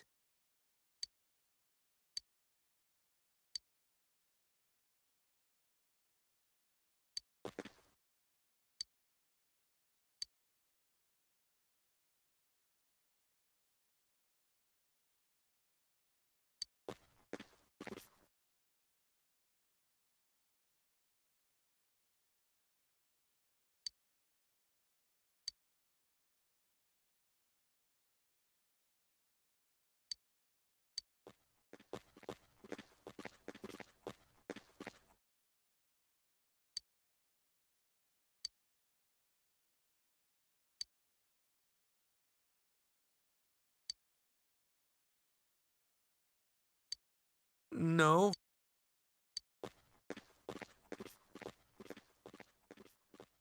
Sorry.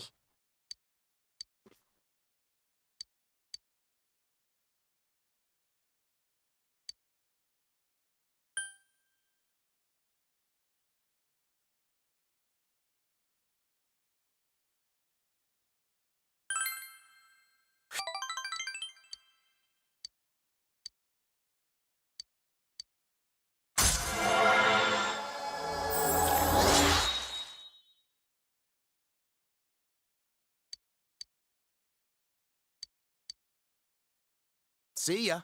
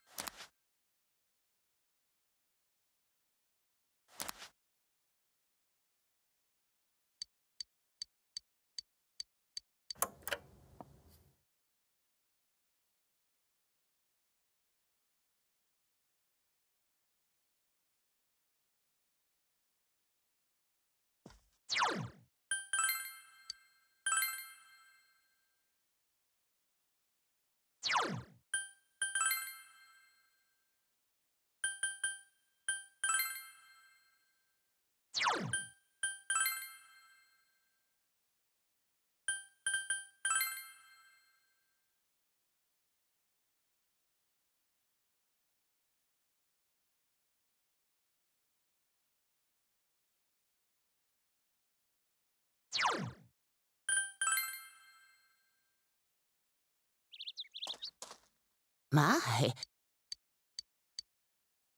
Yeah.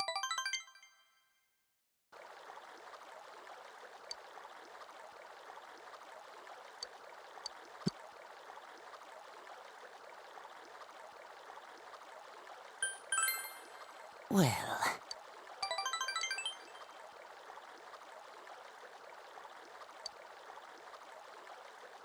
Let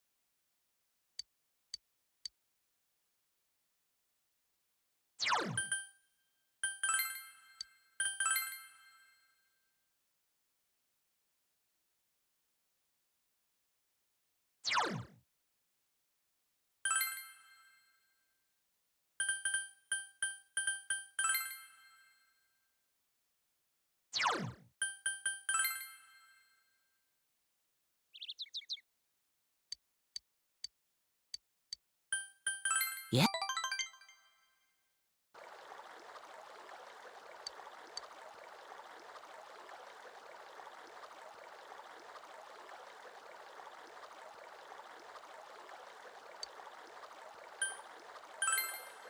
Yeah.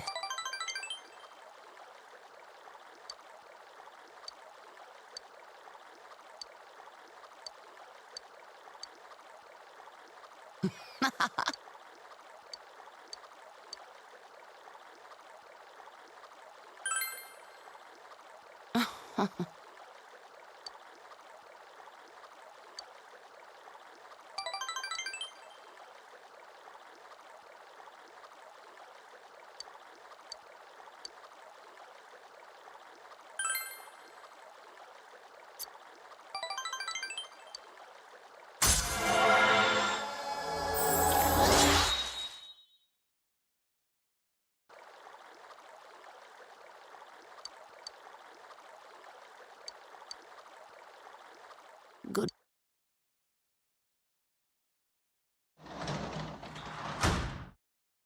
Oh, welcome home, big bro.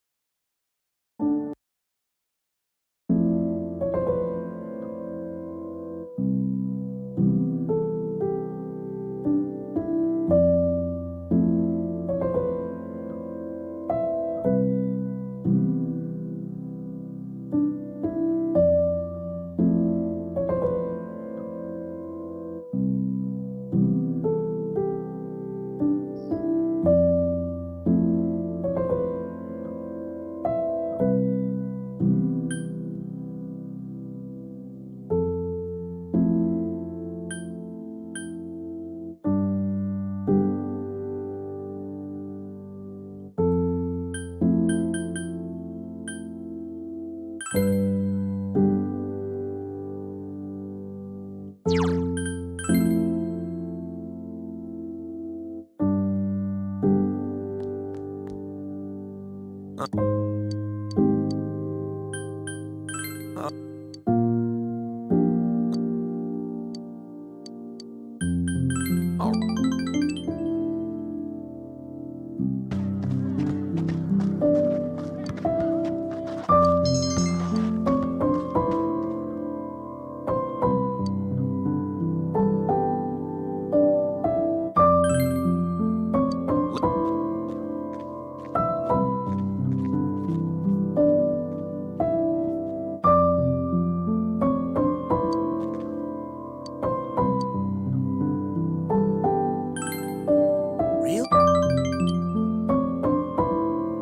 right, let's go.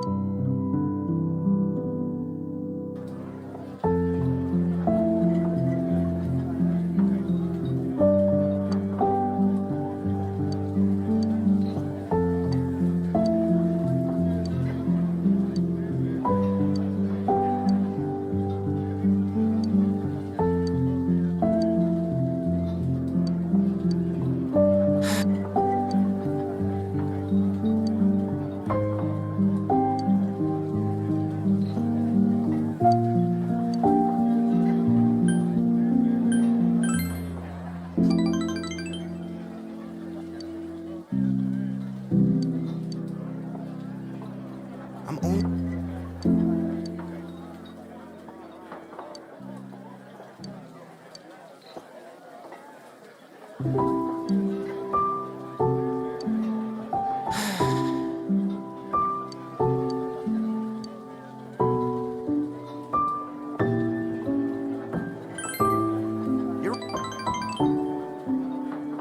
Whoa.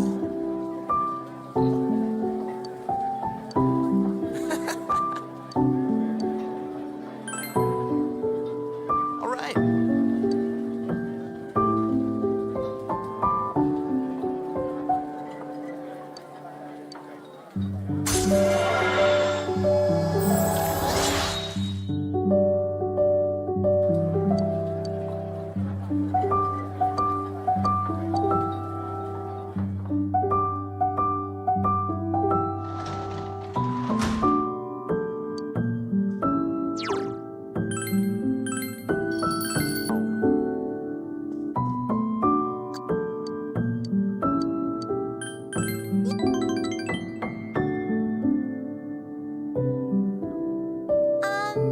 You know the photo you found before? I gave it back to Dad. He looked happy and smiled at me. Big bro, I love my dad.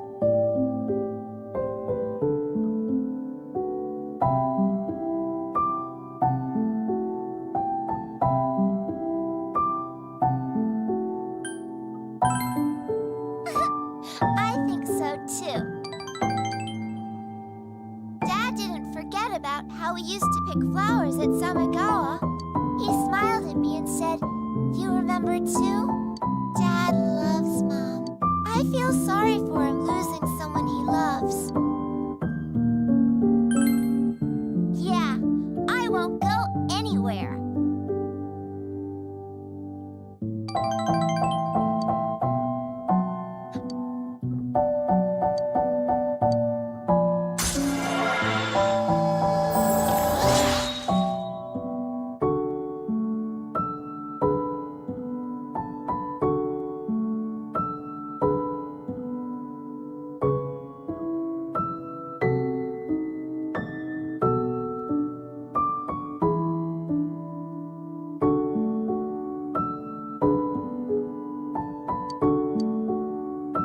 It's...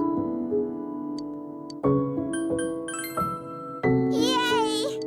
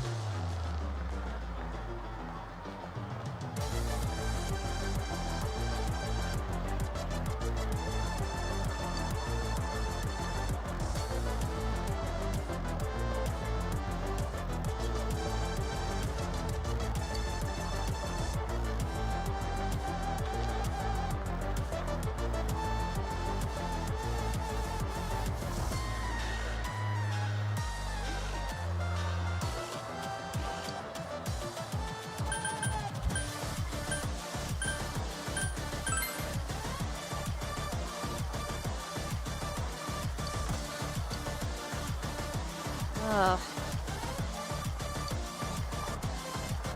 Goodbye.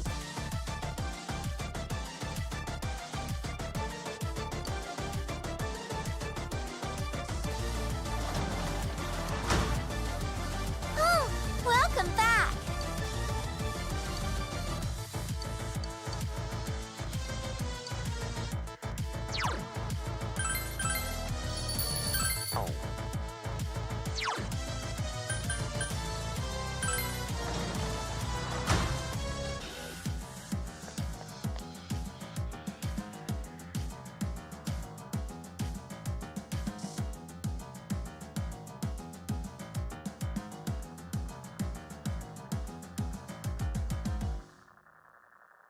Unit 2, move into position. Units 3 and 4 maintain coverage of Sector